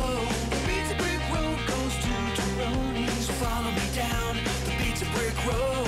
Road down to Tyroni's. The Pizza Brick Road. The Pizza Brick Road always goes to Tyroni's. This Evansville Otters broadcast is made possible through support from New Image Travel. New Image Travel provides motor coach charter service to the United States and Canada with pickup within a 150-mile radius of Evansville. A full list of New Image Travel's offerings can be found online at newimagecharter.com. New Image Travel can be reached toll-free at 1-800-432-6213. New Image Travel, a proud supporter of Evansville Otters baseball. Injuries are inevitable. It doesn't matter if you're playing baseball, walking the dog, or falling from a ladder. Injuries happen. When they do, Tri-State Orthopedics offers treatment for sprains, strains, and fractures by medical specialists. Tri-State Orthopedics is located at 225 Cross Lake Drive in Evansville, just north of the Lloyd and I-164. Tri-State Orthopedics can be reached by phone at 812-477-1558. Its urgent care line is 812-474-OUCH. Tri-State Orthopedics, a proud supporter of Evansville Otters baseball. 91.5 WUEV Evansville.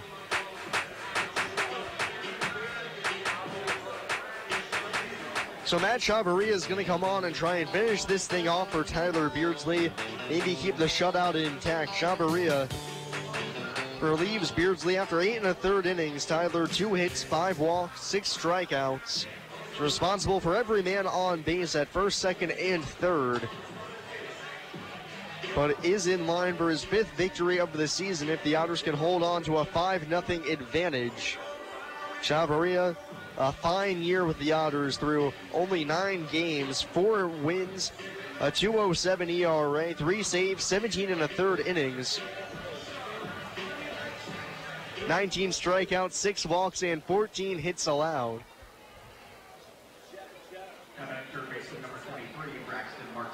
Braxton Martinez, the third baseman, stands in. He's been as hot as can be lately. Past 10, 457 average, but has been held in check tonight, 0 for 2. Oh, a double play, get us out of that inning and keep that shutout. End the game. Yeah. Bases loaded, 1 out. Chavarria set his first pitch. Slider down and away for ball 1. Chavarria, right-handed thrower, 6 feet, 195 pounds, has played for River City last year and also for a game this season. The 1-0. Fastball off the outside corner, 2-0. I think almost every game that Matt has pitched, he's walked one batter at least, if I'm not mistaken.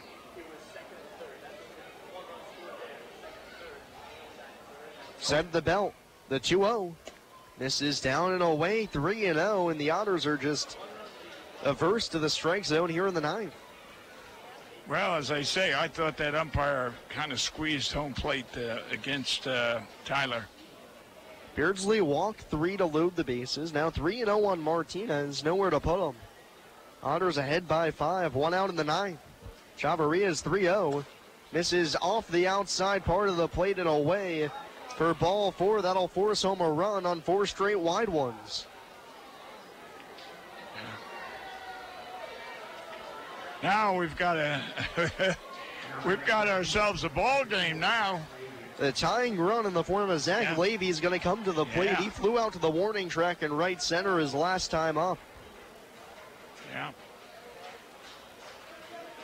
Yeah, we got ourselves a barn burner. Levy, left-handed batter. Chavarria's first pitch. Slider down and in for ball 1. And some action down in the Otters bullpen now. Jeff Thompson's going to get warm. Thompson walked 5 in last night's game. Yeah, my God. Chavarria from the full wind is 1-0. Misses downstairs, 2-0. Whiting's going to call time. And this inning, oh, my God. is just getting a little bit anxious. Yeah, I mean, 1 run, and they haven't hit the ball yet, and we could be in trouble. The ball has actually not been put in play in this inning. 4 walks and a strikeout. Now 1 run charged to Beardsley for now. Still responsible for the men at second and third. 2-0 on Levy. Here's the pitch.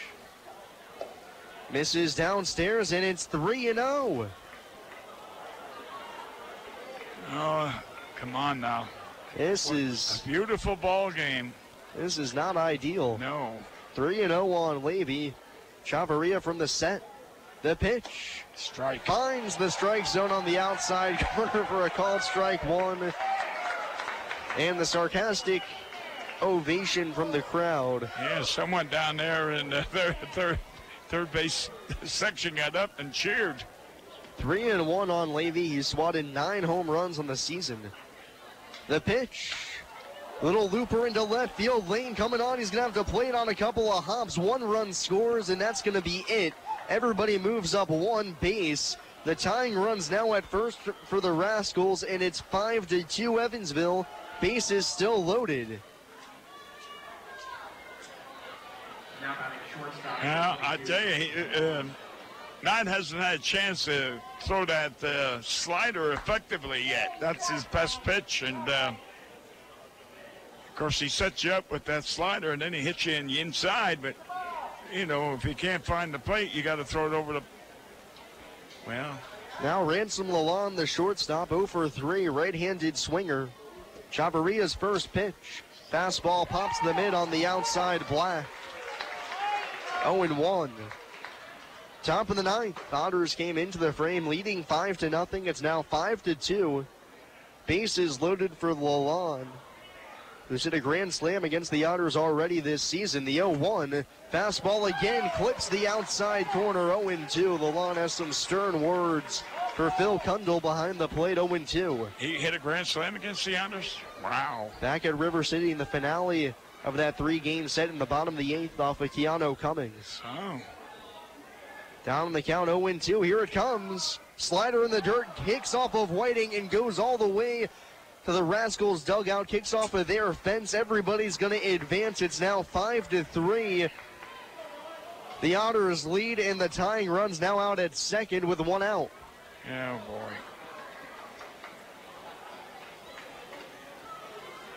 That was that breaking. That was the curveball or slider. I don't know which. 1-2 on Lalonde. A base hit could tie it now. 5-3, Evansville is in front. 1 out, top of the 9th. 2 in scoring position. The 1-2 to Lalonde. Fouls it straight back. Still 1-2. Yeah, he grounded out to short, flied the catcher, and flied out again. Chavaria winds and deals the 1-2 pitch. Fouled back over the screen, still 1-2. Working him outside, working him inside. You know, it's the old expression, don't count those chickens.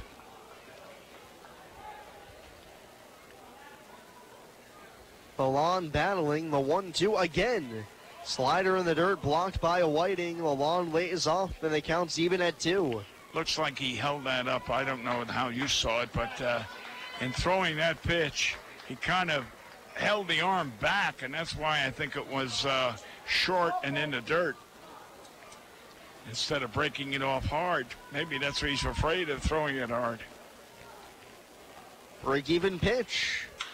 Fastball lined by the glove of Cronin on into center field. 1 run scores. The second runner's going to stop at third. Now come home as Cohen bobbles it. The throw to the plate is late, and the Rascals have tied it at 5 here in the top of the 9th.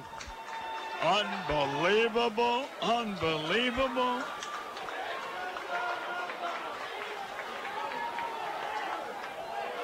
Unbelievable. Levy was going to stop at third. Cohen bobbled it in center. Steve Brook waved him around. That ties the game at 5. Max Peterson's going to go back out to the bump to talk to Chavaria. Jeff Thompson's been warming. The go-ahead run for River City's now at first base with 1 out. Well, at least Tyler doesn't get any decision at all in this now. And that's going to be all for Matt Chavaria. Jeff Thompson's going to come on. We've got another pitching change. We're tied at 5 in the top of the 9th. Be back in a sec here on WUEV 91.5 FM, brought to you by Krukemeyer and Kahn. Hi, I'm Katie Taylor. And I'm Paul Kirby. The Mickey's Kingdom Community Build is getting closer, and we need your help. We already have a lot of great volunteers for the build, but we still need more. Volunteers are the most important part of the Mickey's Kingdom Community Build, and we know our community always steps up to help. For a complete list of days and times volunteers are needed, please visit our website at mickeyskingdomdowntownevansville.com and click on the Volunteers tab. Or email me, Katie Taylor, at ct37@evansville.edu. Habitat for Humanity Evansville and the University of Evansville are pleased to announce the Purple Crew Signature Program. The Purple Crew is a program for all UE students, alumni, faculty, and staff to help build houses and earn hours. The goal of the Purple Crew is to help Habitat for Humanity reach its goal of 500 homes this year. Want to get involved? Simply go to Habitat's website, evansvillehabitat.org/volunteer. Then click on the Volunteer Now banner. Register with Habitat as a volunteer and then select days you can build. You can also register as a team. It'll be a fun environment, and after 15 hours, you get a Purple Crew t-shirt.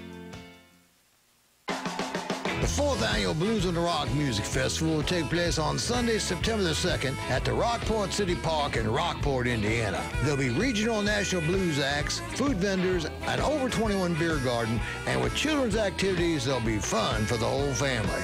Sponsored by the Association for a Better Rockport and the River Basin Blues Society, advance tickets are on sale 812-686-0012. For more information, visit evansvilleblues.com.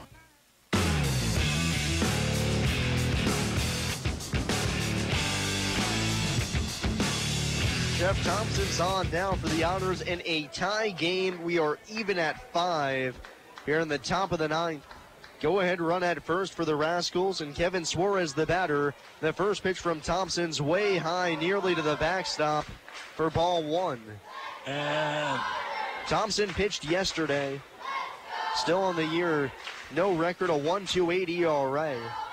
7 games and a save as the 1-0 skips in for ball 2, 2-0. Thompson had control issues yesterday, walking 5 of the 7 batters he faced. 6'6", 245-pound righty has missed on the first 2 to Suarez. We were lucky to get out of last night. If you remember, the bases were loaded, and there was like a pop fly or something, and he flipped it to the catcher and got the first and got out of it with a double play. The 2-0 swung on and missed. Suarez with a big hack, 2-1. Yeah, we were lucky last night. The Otters have walked 4 in the inning, given up 2 hits. And a 5-0 lead has gone by the wayside. The 2-1 misses down and away, 3-1 on Suarez. Too bad we can't stop that airplane and bring back Phillips. Suarez, the 9-hole hitter, 0 for 3. The 3-1 fastball misses just low on the outside corner. Ball 4. Up to second, he goes the lawn, the go-ahead run. Suarez aboard at first. And the 9th man to come to the plate in the inning, J.D. Hearn, the top of the order. And there's still only 1 out. That's the ironic part, is all of this happened with 1 out on the strikeout. Garrett Harris is now getting loose down in the Otters bullpen. Evansville needs something here. J.D. Hearn, the leadoff man, 1 for 3. Takes a called strike 1 at the knees. Thompson jumps ahead. Then at first and second, 1 out, top of the 9th. The Rascals have plated 5. Now Hearn, the batter. Alon, the go-ahead run at second. The 0-1 pitch. Misses outside, 1-1. They had 2 hits the whole inning. 8 1/3 inning. They had 2 hits, and that was it. No runs and only 2 hits. Hearn, right-handed batter. Thompson comes to the set. Runners take their leads. The pitch swung on and missed. Whiting keeps it in front, 1-2.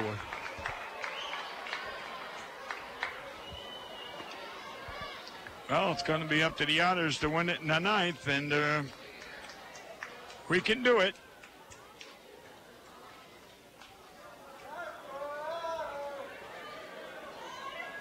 One and 2 on J.D. Hearn. Runners at first and second, 1 out. Top of the 9th inning, all tied at 5. Here's the pitch. Down in the dirt, blocked by Whiting. Runner scampering off for third. The throw goes into second. It is just late. Both runners advanced. Whiting blocked the ball. River City gets aggressive. Both runners advance. Suarez just barely into second base. Lalonde, the go-ahead run now at third with one out and the count 2-2 on J.D. Hearn. Infield is playing in. And somebody else is warming up for them down there going into the ninth. Cody Mincy, the closer for the Rascals, getting loose. Okay. 2-2 on Hearn, tied at 5. Men at second and third. Infield in. The pitch. Swung on and missed. Hearn chases the high fastball for the second out of the inning. That brings up Trevor Ockenbaugh, who started this whole frame with a walk himself. Now batting second baseman number 9, Trevor Ockenbaugh.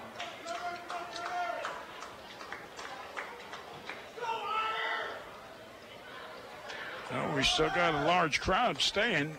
Runners at second and third, 2 outs, tied at 5 in the ninth. The pitch from Thompson. Ockenbaugh whiffs on it, down and away for strike one.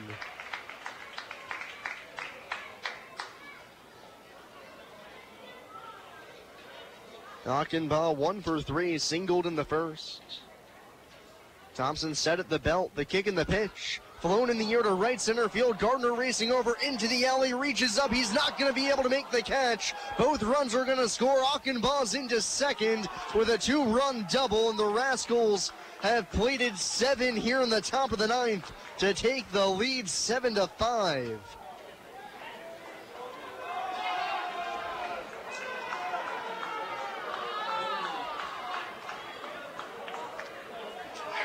What a beautiful game Tyler Beasley had, and here it is now.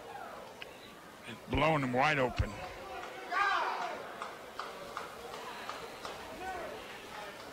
Was he told him to sit down right now? He told the bullpen, cut it, no sense, gave up already.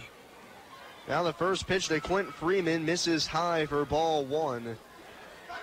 We're in the top of the ninth inning. River City has scored 7 runs. Trevor Ockenbaugh, 2-run double, has just given the Rascals the lead. The 1-0 pitch. Freeman lines it into left field. Lane coming in, plays it on a hop. Runner coming around third. The throw to the plate is cut off by Helson. Another run scores. Ockenbaugh across home, and it's now 8-5 River City.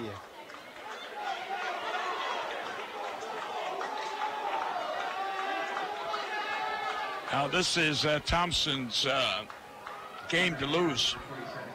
Chavaria's. So I thought Chavaria was responsible for the men on base that scored the go-ahead runs. Right, that's right. Well, I thought his was tied up, but all right, Chevalier, all right. 8 runs. Gee. Oh, Freeman, his first hit of the day, a line drive to left. River City now up 8-5. Now Gage West, the hitter, he walked and scored earlier this frame. The first pitch from Thompson to him. This is high and wide for ball 1. Now Jake Davis is going to, or I believe that's Garrett Harris, getting loose again down in the Otters bullpen. 1-0 pitch. Popped in the air to shallow center field. Gould going out. Cullen coming in. The center fielder calls him off and puts it away to end the inning. But the damage done. Otters going to come to bat in the bottom of the ninth. Down by 3. River City with 8 in the top of the ninth take the lead. We'll be back here on WUEV 91.5 FM. Brought to you by Krukemeyer and Kahn. I just love this place. And I just love that ring. It's gorgeous. Where did he get it? Krukemeyer and Kahn, of course. For the engagement ring that will have everybody talking, look no further than Krukemeyer & Kahn. With incomparable selection, quality, and service, Krukemeyer & Kahn is the only choice for the ring that will last a lifetime. Krukemeyer & Kahn, your lifetime jewelers. So, everybody's talking about the ring. It's pretty great, huh? Pretty great. It's amazing. You gotta tell me, man. Where'd you get it? Krukemeyer & Kahn, of course. For the engagement ring that will have everybody talking, look no further than Krukemeyer & Kahn. With incomparable selection, quality, and service, Krukemeyer & Kahn is the only choice for the ring that will last a lifetime. Krukemeyer & Kahn, your lifetime jewelers. So let's see it. I absolutely love it. He did a fabulous job picking it out. I couldn't be happier. Well, I had a lot of help. I bet I know where it came from. Krukemeyer & Kahn, of course. For the engagement ring that will have everybody talking, look no further than Krukemeyer & Kahn. With incomparable selection, quality, and service, Krukemeyer & Kahn is the only choice for the ring that will last a lifetime. Krukemeyer & Kahn, your lifetime jewelers.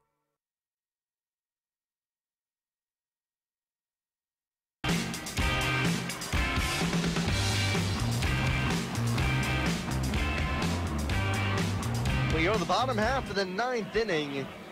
River City 8, Evansville 5. The Rascals explode for 8 runs in the top of the 9th inning to take the lead for the first time tonight. The Otters are going to need 3 to tie this game up or 4 to win it. It's going to be 5, 6, and 7 in the order up against the closer for the Rascals. Cody Mincy leads the league with 21 saves. 5'11" righty, 5-2 with a 2 even ERA. 45 innings, 66 strikeouts, 15 walks, and 24 hits allowed. The Otters have gotten to Mincy once before this season, blowing as he blew a save against the Otters way back on June 10th at River City. Carlos Castro leads it off. Mincy from the full wind kicks in, deals the first pitch of the frame. A slider downstairs for ball 1. Don't look like he's overpowering. He can rear back there every now and again. Okay. 1-0 pitch. Slider misses outside again, 2-0.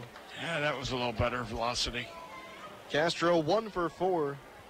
Extends his hitting streak to 8.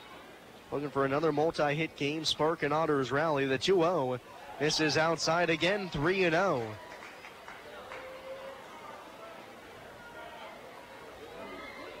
After the Otters just walked to the house in the top of the 9th, the last thing River City manager Steve Brook wants to see is the 3-0 is a called strike on the inside corner, 3-1.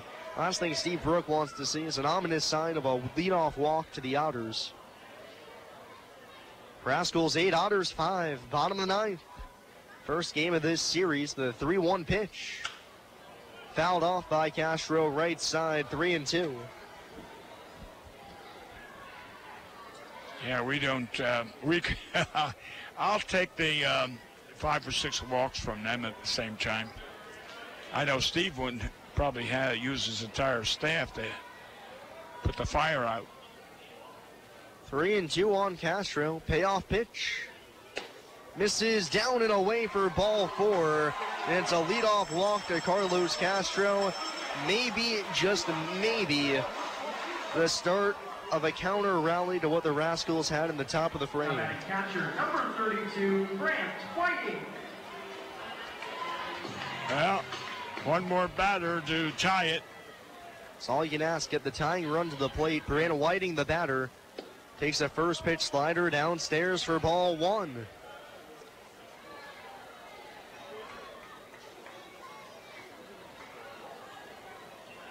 Otters down by 3, bottom of the 9th, the pitch.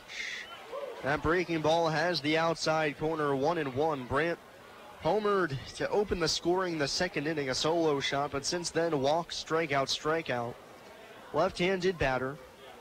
Mincy set at the belt, the 1-1, and it's grounded back to the backstop right by the on-deck hitter, Taylor Lane. 1-2. Bobby Siegel was talking to Lane. I don't know what he was talking to him about, but anyway, he came out of the dugout, come out to the batting lane there to talk to him. 1-2 pitch. This is away, 2-2. Hunter's practicing his swing there.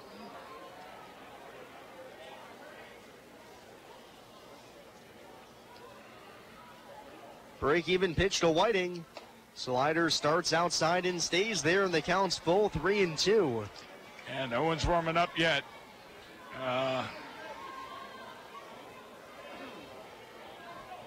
All depends on this pitch.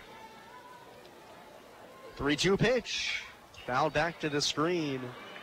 I imagine Brooke will have a longer leash with Mincy than Andy McCauley or Max Peterson has with anybody in the Otters pen. Mincy leads the league in saves.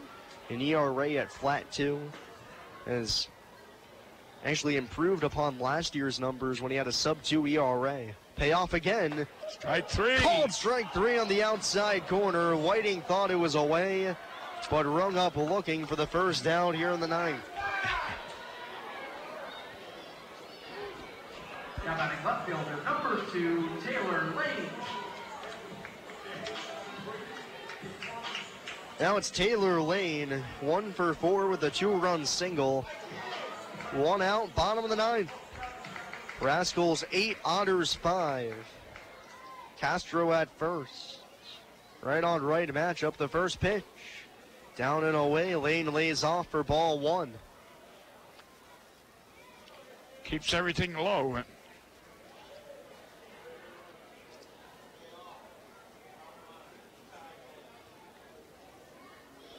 Taylor open, stance from the right side. Mincy set the belt, the leg kick, the pitch. Misses high and away, 2-0.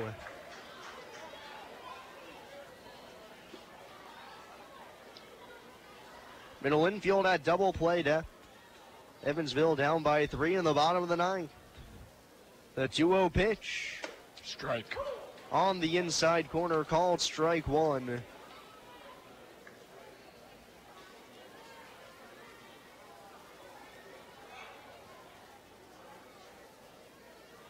The 2-1. Lane pops it foul over top our heads, and the count's even at 2.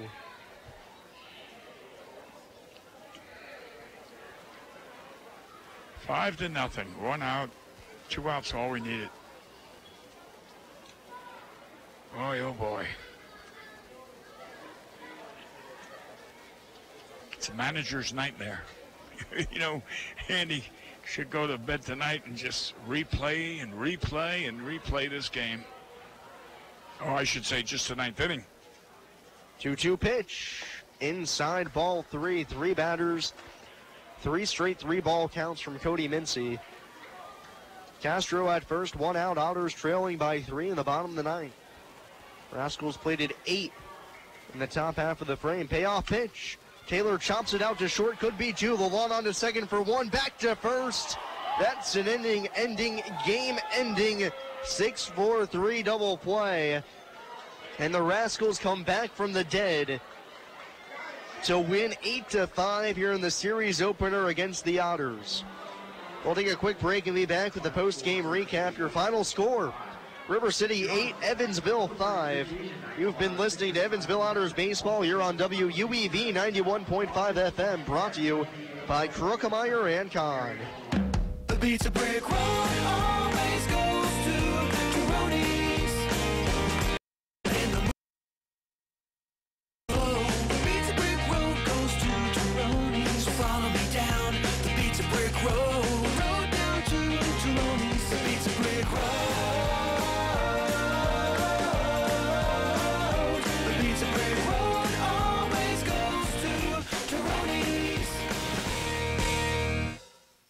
Hi, I'm Bill Morgan of Bill Morgan Roofing and Construction. I've built a reputation of doing quality work that will stand the test of time. We didn't get here by knocking on doors, talking gibberish, or trying to be the lowest bid. You don't like to be sold to, and that's not what we do. My philosophy is simple: treating your home like it's my own, from start to finish. For roofing, gutters, siding, give us a call at Bill Morgan Roofing and Construction. Roofing the right way.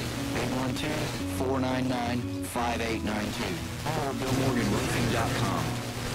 No matter how large or small your digging project may be, no matter how urban or rural, you must always call 811 before any digging project. 811 is our national one-call number, alerting your local utility companies to come out and mark any lines they have near your dig site. So before you do this or this, make sure you do this.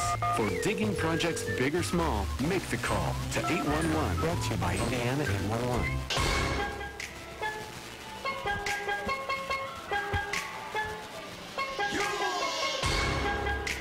It's all all fun and games until you blow a 5-run lead in the top of the 9th. Final score here from Bosse Field. River City 8, Evansville 5, an 8-run 9th inning for the Rascals. The Otters fall here in the first game of the series after what looked like a stellar pitching performance from Tyler Beardsley. It still was a stellar pitching performance from Tyler, but it falls by the wayside. Your final line scores for the Rascals: 8 runs, 6 hits, 1 error. For the Otters, 5 runs, 9 hits, 1 error. Chad Gendron gets the win for the Rascals. Matt Chavarria takes the loss, and Cody Mincy picks up the save to finish that one off. The Otters led 5-0 going into the 9th, and then havoc broke loose. Yeah, the bullpen just was a flat tire. As the game went on, in the 9th inning, 1, 2, 3, 4, 5, 6 straight batters reached base. That tied the game. Trevor Achenbaugh, a 2-run double, gave River City their first lead of the night, and from there, that was that. And the Rascals take the first game of the series. The Otters dropped to 2 back in the standings now of River City after looking like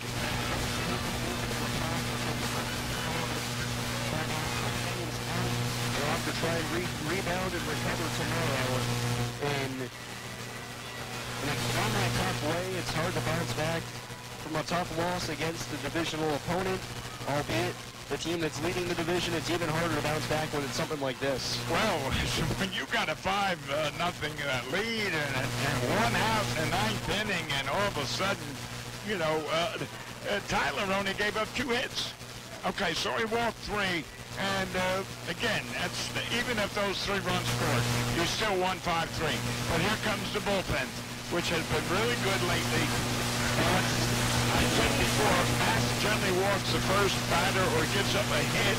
He walks the first batter. Here comes the run. Now it's what, 5-1, and then what, a base hit, and then boom, and here comes another pitcher, and boom, boom, boom, boom. Wow. I don't know. It's a tough pill to swallow for the Otters. Fortunately, though, they do get a chance to come back tomorrow and try and recoup their losses against the Rascals. We'll have first pitch at 6:35 p.m. Ty Hensley will be on the bump for the Otters. His last start here at home was a no-hitter. So, hey, maybe it'll happen again. That'd be cool. But really, until then, Bill, any final clues and thoughts? I'm going to go home and take a couple aspirins because it's been, anyway.